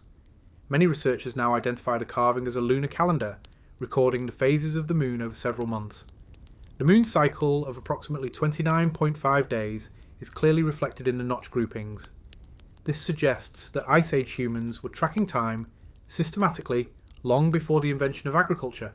Why would a Paleolithic society track lunar cycles? The answer lies in survival. Moon phases affect animal behaviour, fishing patterns, night hunting visibility, seasonal migrations, and menstrual cycles. Tracking the moon allows prediction. Prediction reduces uncertainty. Reducing uncertainty increases survival. The Ishango bone shows that this predictive thinking had already become externalized into a physical record. This is not instinct. This is abstract timekeeping. What makes the Ishango bone even more remarkable is that it was not created by a civilization with temples, priests, or written language. It was created by a small community living beside an African lake at the edge of a vast prehistoric landscape. The person who carved it likely had no concept of mathematics as a subject, but they clearly understood numerical pattern, repetition, grouping, and correspondence between celestial and earthly cycles. This is the same cognitive foundation that underlies all later calendars, astronomy, navigation, agriculture, and eventually modern science. Some scholars have suggested that the Ishango bone may also relate to early counting of trade, food storage, or ritual cycles. But the consistency of the lunar theory has remained one of the most convincing explanations, especially when matched to regional seasonal patterns around Lake Edward. Unlike later calendars carved in stone on city walls, the Ishango bone was portable. It could be carried across land, taken on migrations, used repeatedly, and updated as cycles passed. This suggests that knowledge itself had become an object. It could be carried, it could be stored, it could be consulted. This is one of the earliest clear signs of externalized memory in human history. The settlement at Ishango was not primitive in the way early anthropology once imagined. Archaeological layers show advanced fishing technology, specialized hunting tools, and organized food processing. This was a stable, well-adapted lakeside society with environmental mastery. The calendar bone fits perfectly into this picture. It shows that survival strategies extended beyond physical tools into cognitive instruments. For much of the 20th century, human intellectual history was told through a narrow lens that placed its origins in Mesopotamia, Egypt, and the Indus Valley. The Ishango bone forced a quiet revision of that narrative, long before pyramids, long before writing, long before bronze or kings. Time was already being measured in Africa. There is also a deeper human dimension to this object that goes beyond numbers. Someone sat down with a sharp tool and carved these marks slowly, deliberately, one by one. Each notch represented a moment, a night, a moon, a memory. This was not rushed work. It required patience, and patience implies intention. We do not know the name of the person who made it. We do not know their language. We do not know their beliefs. But through this bone, we can still follow their thought process across tens of thousands of years. That continuity is almost impossible to comprehend. When the bone was first studied, some researchers rejected the idea that such early people could have understood mathematics. They argued the notches were random or symbolic, but repeated independent analyses kept leading back to the same conclusion. The structure is deliberate, the groupings are meaningful, the patterns are consistent, the Ishango bone is not a coincidence. Today, the artifact is preserved in a museum collection, far from the lakeshore where it was once used. It is protected behind glass, labelled with dates and diagrams, but its original power has nothing to do with display. Its power is that it proves that the human desire to understand time itself is ancient beyond imagination. It shows that long before history began, humans were already standing between night and day, watching the moon change and marking that change so it could be remembered. The oldest known calendar, cut into stone, is not a monument to empire. It is a monument to awareness. It is the moment when time stopped being only something that happened and became something that could be tracked, counted, and understood. And from a small carved bone on the edge of an African lake, the entire future of calendars, astronomy, scheduling, navigation, and science quietly began. The metal helmet that changed Roman warfare, the Roman Galea. Across the battlefields of the ancient Mediterranean world, where dust rose beneath marching feet and iron met iron in close formation, a single piece of equipment quietly reshaped how war was fought and how soldiers survived. This object was not a sword, it was not a shield, it was the helmet known as the Roman Galea, a deceptively simple form of head protection that transformed the survivability, discipline, and tactical effectiveness of the Roman soldier. Before Rome became an empire, warfare across Italy and the wider Mediterranean relied on loosely organised troops equipped with highly varied personal gear. Early Roman soldiers wore leather caps, simple bronze skull coverings, or no protection at all for the head. Combat was chaotic, lines broke easily, and survival depended heavily on individual reaction rather than formation discipline. The evolution of the Gallia changed this relationship entirely. The earliest metal Roman helmets were influenced by Etruscan and Greek designs, particularly the Corinthian and Chalcidian helmet forms. These early models were heavy, enclosed, and restricted vision and hearing. They protected the head but isolated the soldier from the battlefield environment. Commands were muffled. Peripheral threats went unseen. The Roman Gallia moved in the opposite direction. Instead of fully enclosing the head, it balanced protection with awareness. The crown was domed for deflecting downward blows. The sides were open. The ears were exposed. Sound remained clear. Vision stayed unobstructed. The helmet did not isolate the soldier from the formation. It integrated him into it. As Rome expanded through the Italian peninsula and beyond, this balance between protection and sensory awareness became one of its greatest military advantages. By the time of the Roman Republic's major expansion in the 3rd and 2nd centuries BCE, standardized metal galleae were being issued in rising numbers. These helmets were typically made from bronze at first, and later increasingly from iron as metallurgical capacity expanded. Each helmet consisted of a rounded dome, a rim to deflect blows away from the neck, reinforced cheek guards to protect the face without blocking vision, and often a small neck guard extending backward. This design allowed Roman soldiers to survive crushing blows that would otherwise kill or disable them, especially from overhead strikes by swords, axes, and clubs.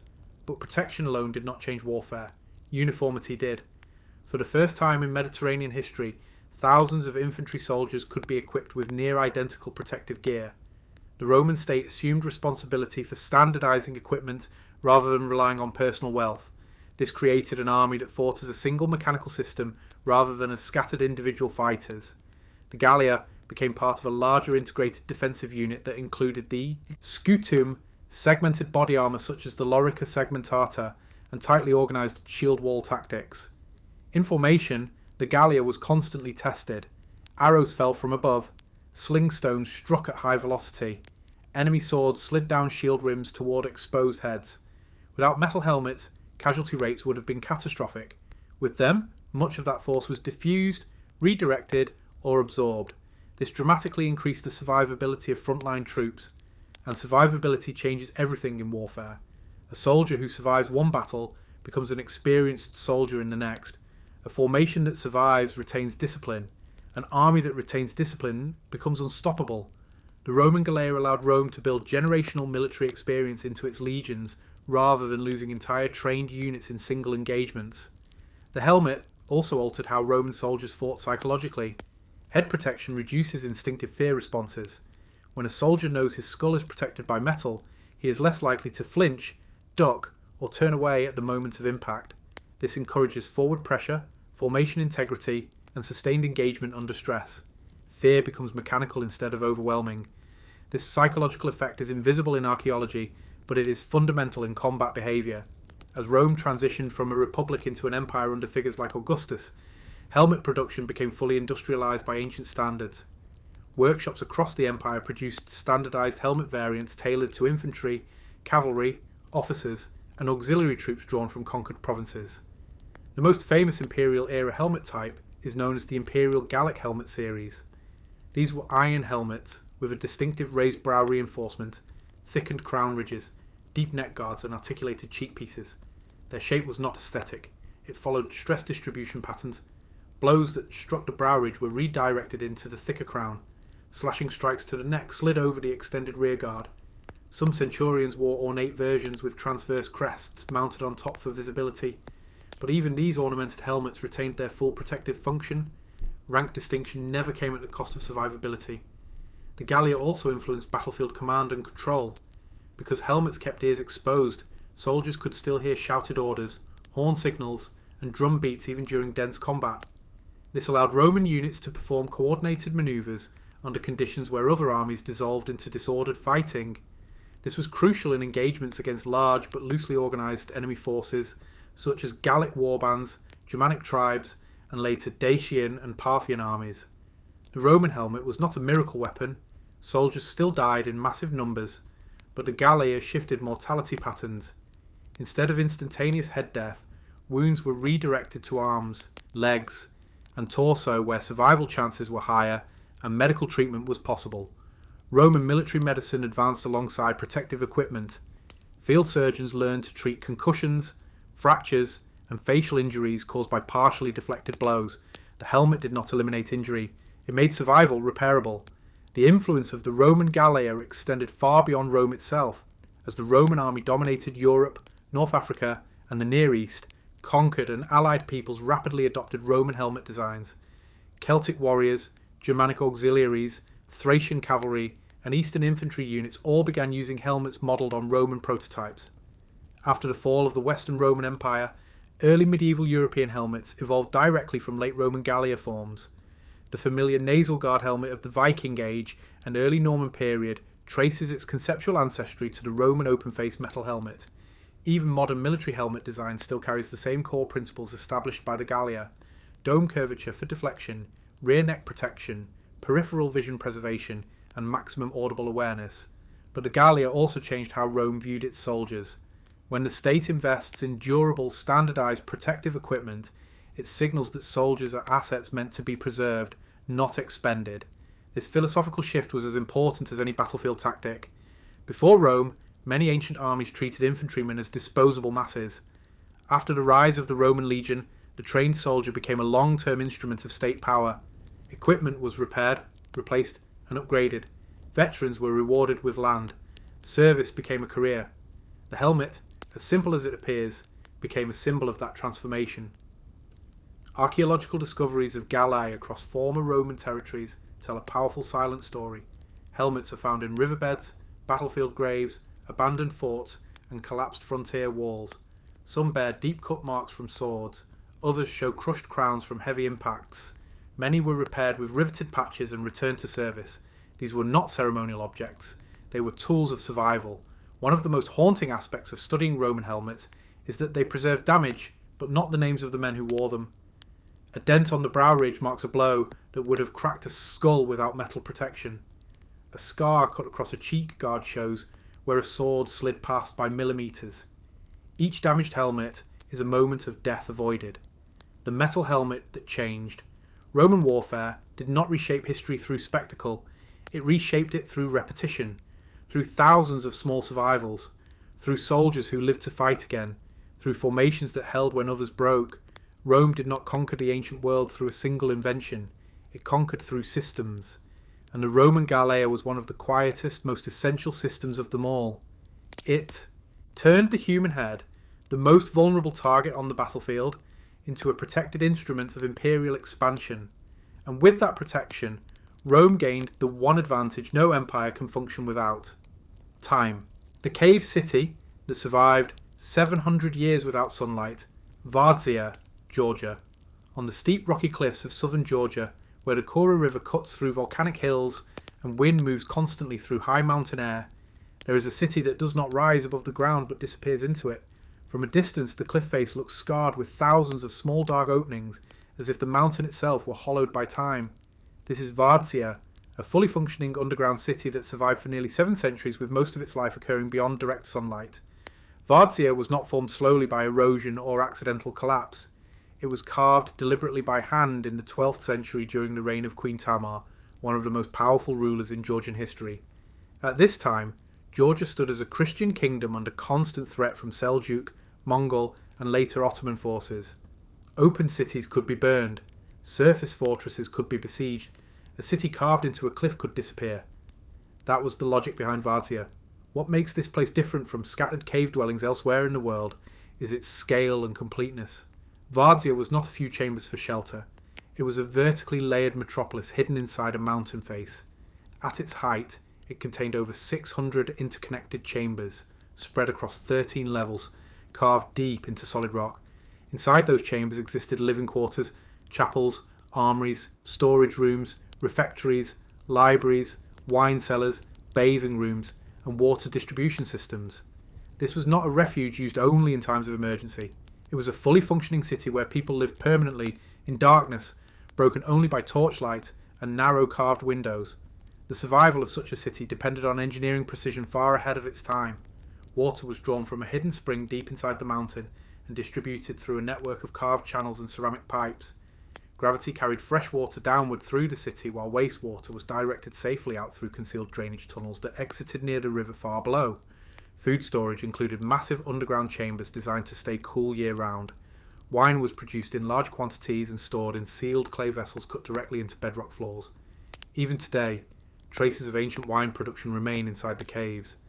Air circulation was solved through a vertical ventilation system created by staggered tunnel openings. Warm air rose, cold air fell. The result was a slow but constant airflow that prevented suffocation, cleared smoke, and regulated internal temperature across seasons. Light was the only resource that remained limited.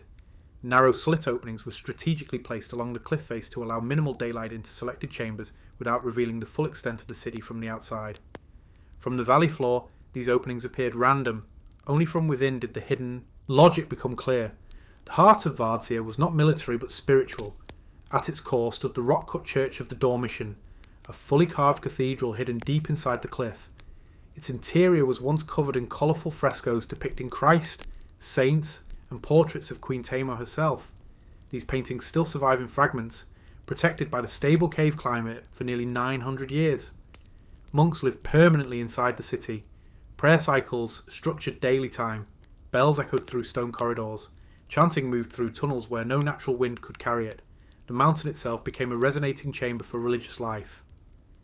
At the same time, Varzea was also a military installation. Hidden passageways allowed soldiers to move unseen between defensive positions. Secret staircases led to concealed exit routes.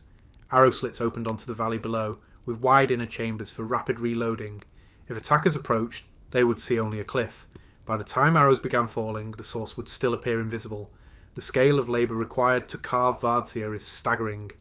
Every chamber, every corridor, every staircase was cut by iron chisels into volcanic stone.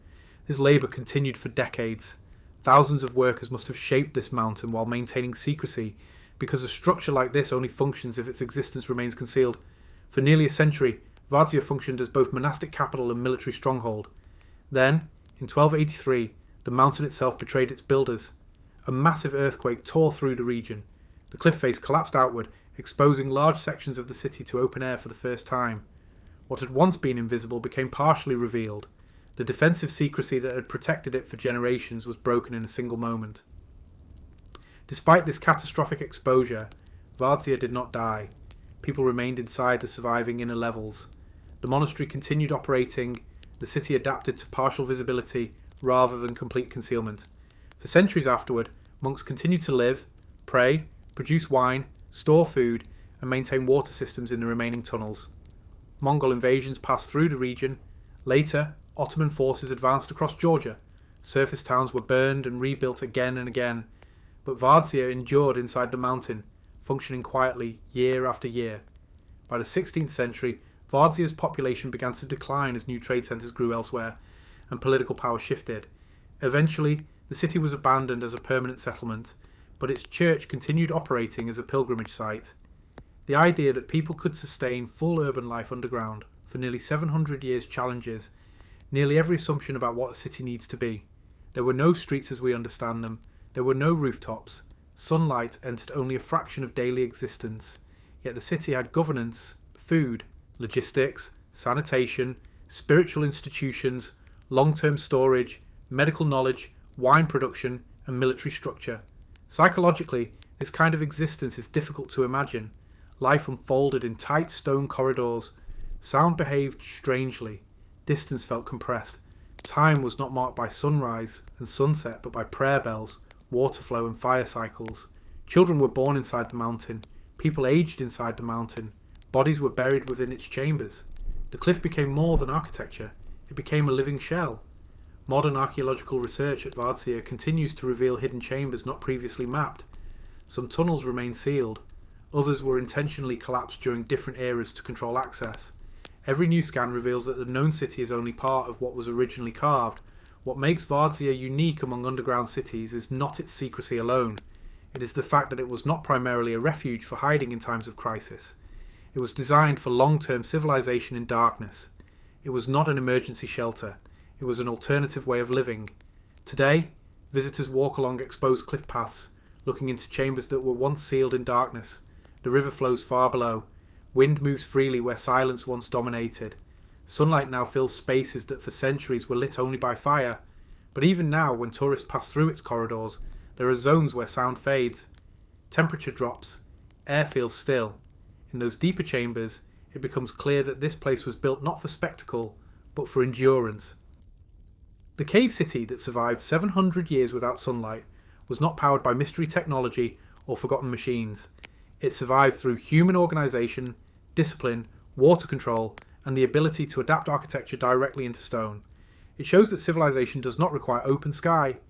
It requires only systems that work, and carved into a Georgian cliff overlooking a river valley, those systems held for nearly 700 years, not in sunlight, but in stone.